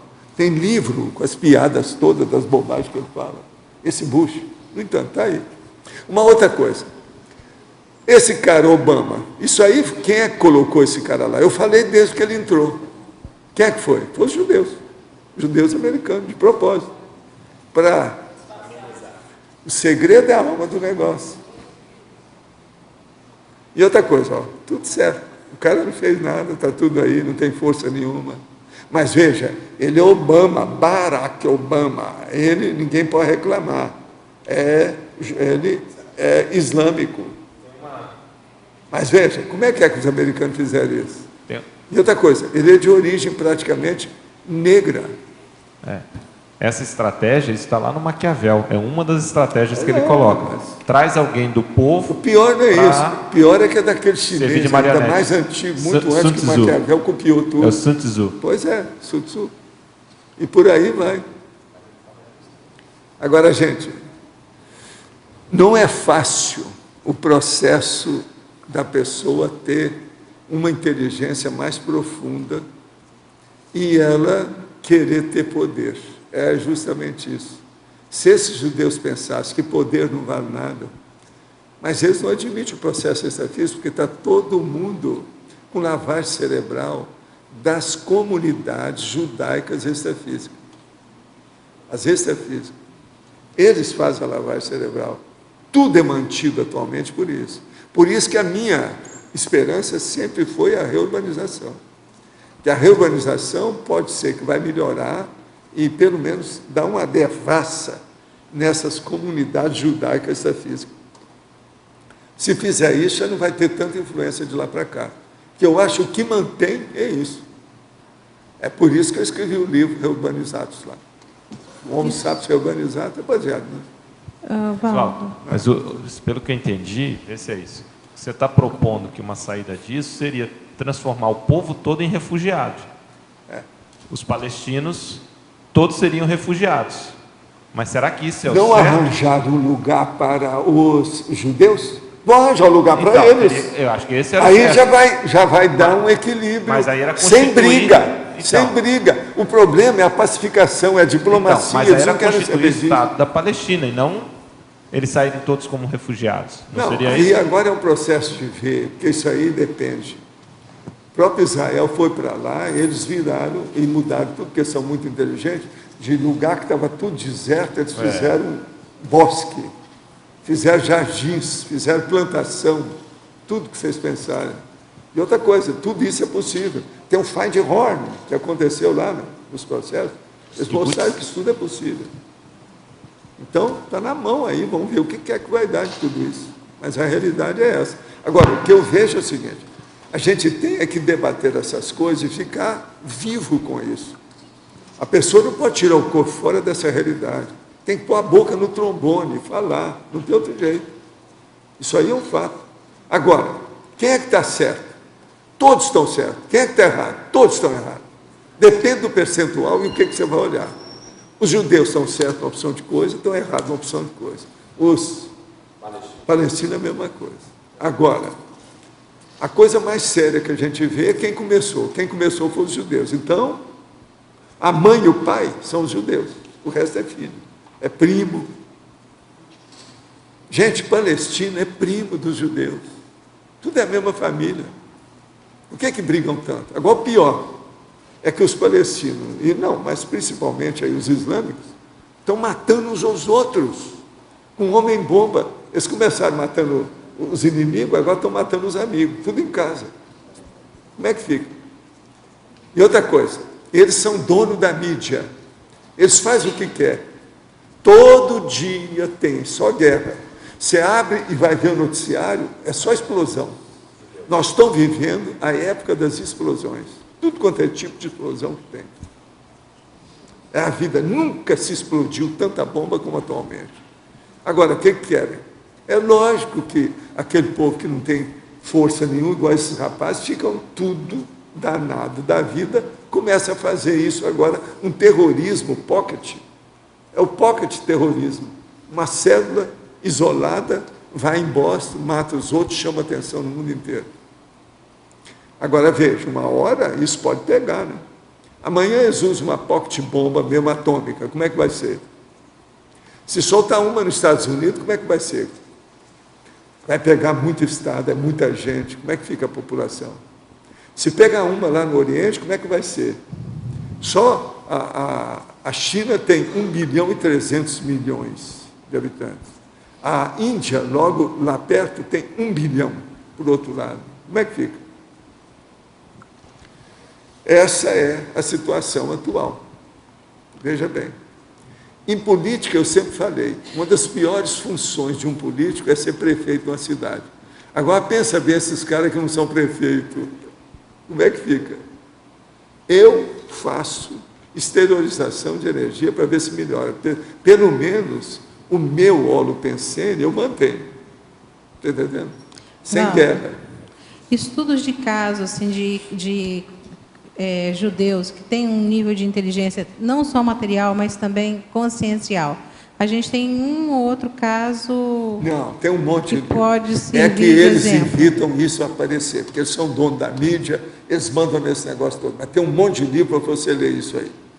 Tem livro de americano, falando a realidade dos judeus, tem livro europeu de tudo quanto é tipo.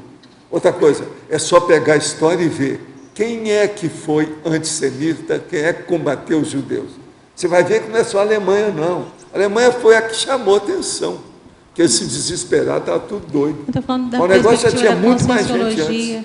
Eu estou falando da perspectiva da conscienciologia, os estudos de casos de pessoas que superaram esse processo e entraram... sim, mas isso é o que nós estamos fazendo aqui. Nós estamos fazendo a Cognopos, para ver se a gente começa a pensar no Conselho dos 500, no Estado Mundial, na cosmoética, para dar algum exemplo, pelo menos para ficar. Porque a gente tem que basear na seguinte realidade. Tudo aquilo que você criar um holopensene, que aquilo enraizar, fica. Isso não é destruído, isso vai ficar na inventariologia da Terra. Não tem jeito de mudar. O que nós já fizemos até agora está aqui. Outra coisa, vamos publicar esse livro aí da Lourdes. Ele tem mais de 7 mil neologismos baseados em aspectos que as pessoas não querem ver. A gente está mostrando já alguma coisa. Isso aí, pela primeira vez, está sendo falado. Alguma coisa vai ficar disso. Alguma raiz está sendo plantada. Alguma coisa está materializada nisso. Vamos ver o que vai dar. É assim que é o trabalho que nós estamos fazendo aqui. Porque senão eu não ia perder tempo com isso. Eu ia cuidar de mim. Eu posso ficar com descoincidência rígida aí, numa boa, o tempo que eu quero, não preciso estar cuidando disso. Então a intenção nossa é boa, por isso que a gente tem assistência aqui, por isso que tem a paraevencologia. Agora, o que eu vejo é o seguinte, é bom as pessoas estudarem esse processo sério de política internacional do jeito que está aí. Assim, as pessoas vão querer aparecer mais no curso da imagística, vão querer ser consim-cobaia, vão também começar a trabalhar com os seus cursos, as coisas todas em maior número. Você está entendendo? Vão entender mais a consciência-terapia que nós precisamos. Esse é o caminho. Agora, eu não sou desesperado, mas eu também falo a coisa na cara, é impacto-terapia. A gente não pode estar engolindo uma coisa dessa e deixar passar. Afinal de contas, eu estou nessa dimensão. Como é que vai? Tem que falar a verdade. Não podemos ser omissores. Você está entendendo? Agora, ó, Eduardo, eu espero, e a ela, para ajudar você, mais quantos verbetes dele?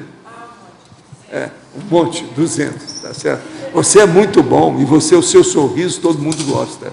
Está entendendo? Então, é bom você falar mais. Vamos ver esse negócio. Os nossos comerciais, por favor. Obrigado. Hoje tivemos 68 assinaturas no livro de presença, 25 perguntas presenciais e 26 online. Os recados de hoje. Caio sobre o projeto de vida e empreendedorismo, a Gislaine sobre o curso avançado em saúde consciencial, o Cláudio sobre druidas e celtas, a Patrícia sobre ECP2, o Antônio sobre o debate da Conscius. Agora com vocês, o Fernando com o programa Amigos. Alô, alô, boa tarde a todos. Você sabia que nós temos associados o programa Amigo da Enciclopédia na Finlândia, na Alemanha, na Inglaterra, Itália, Estados Unidos, Argentina, Angola, e agora tem mais um novo amigo de Guiné Equatorial. Então tem gente do mundo todo apoiando o programa Amigo da Enciclopédia. Então nosso convite para você que reside aqui no Brasil, mais precisamente em Foz do Iguaçu, que ainda não é associado do programa Amigos, que se junte aí a esse grupo, porque nós damos sustentação para todos esses aportes conscienciais que foram construídos aqui, que estamos construindo, que vocês desfrutam diariamente aqui, que são as tertúlias, mini-tertúlias, o curso, o tertuliário, o ciclo Loteca. Tudo isso é mantido pelos associados do programa Amigos. Então, você de Foz do Iguaçu, que ainda não é associado ao programa Amigos, a gente convida você a uma reflexão e uma avaliação se você pode se associar e ajudar a apoiar o projeto, que a gente precisa de recurso para ampliar, investir e manter toda essa estrutura aqui de Foz do Iguaçu. É muito fácil, basta procurar a recepção do CAEC, você renova a sua assinatura e você faz a sua adesão em poucos minutos.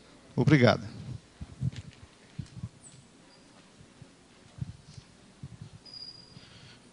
Boa tarde, pessoal. Eu e o Caio estamos aqui para divulgar o curso realizado pela Apex, Projeto de Vida e Empreendedorismo.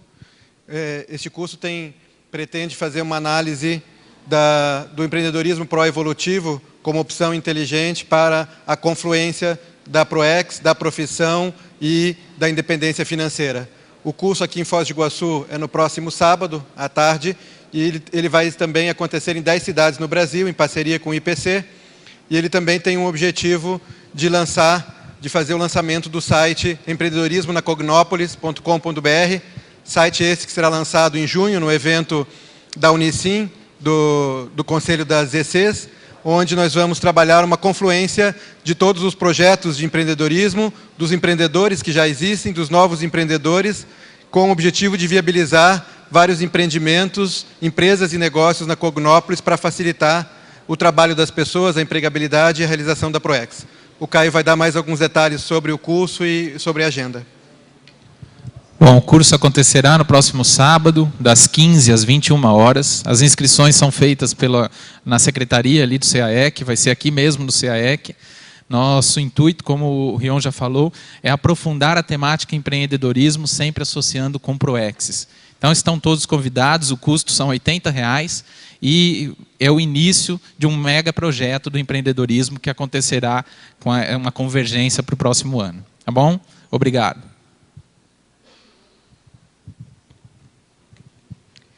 Boa tarde. Em nome da OIC, Organização Internacional de Consciencioterapia, eu gostaria de convidar todos a participar do curso avançado em saúde consciencial.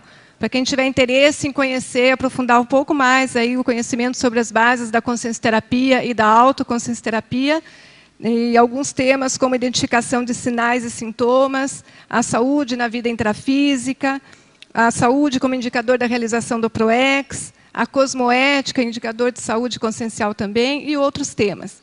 Esse curso ele terá início no final de semana do dia 18 e 19 de maio. Ele é realizado em 12 módulos, sendo uma vez por mês. Quem estiver interessado pode entrar em contato com a OIC pelo telefone código 45 3025 1404 ou pelo e-mail cursos@oic.org.br. Obrigada. Boa tarde a todos. Em nome da ACIP, convidar tertulianos e principalmente os teletertulianos, podem estar vindo a Foz pela primeira vez, é uma grande oportunidade por esse curso. Druidas e Celtas, previsto para o dia 5 de maio, e ainda temos vagas. O professor do curso é o João Ricardo Schneider, o curso acontece no novo auditório da ACIP, no discernimento, e os temas do curso Druidas e Celtas: origem e histórico da cultura celta, parapsiquismo dos druidas, influências célticas nos países, especialmente o legado deixado. Será um curso de imersão de 8h30 às 18h, com intervalo para a tertúlia, e o nosso e-mail é acip@acip.com, o telefone 45 2102 1421. Muito obrigado, são todos convidados. Boa tarde. Eu gostaria de convidar os teletertulianos das regiões de São Paulo e do Distrito Federal para os próximos cursos ECP2. O ECP2 é um bolsão interassistencial que promove reurbanizações extrafísicas. Em São Paulo, o curso acontecerá no final de semana do dia 17 de maio. E em Brasília, acontecerá no final de semana do dia 12 de julho. Entre em contato com o IIPC. Obrigada. Boa tarde a todos. Eu e a Consus gostaríamos de convidar vocês para um debate agora às 15 horas. O tema é um tema sobre decisão, na sala ED.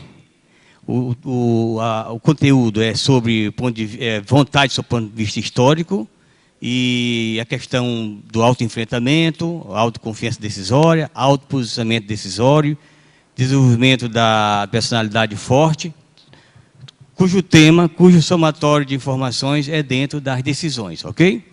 E o site aqui da Conscius, quem quiser assistir pelo site, é www.conscius.org. Obrigado, boa tarde, até às 15 horas. Para amanhã teremos o verbete Pensenografia. A especialidade é Conscienciografologia, de autoria da professora Rosemary Salles. Obrigado pela sua presença e até amanhã.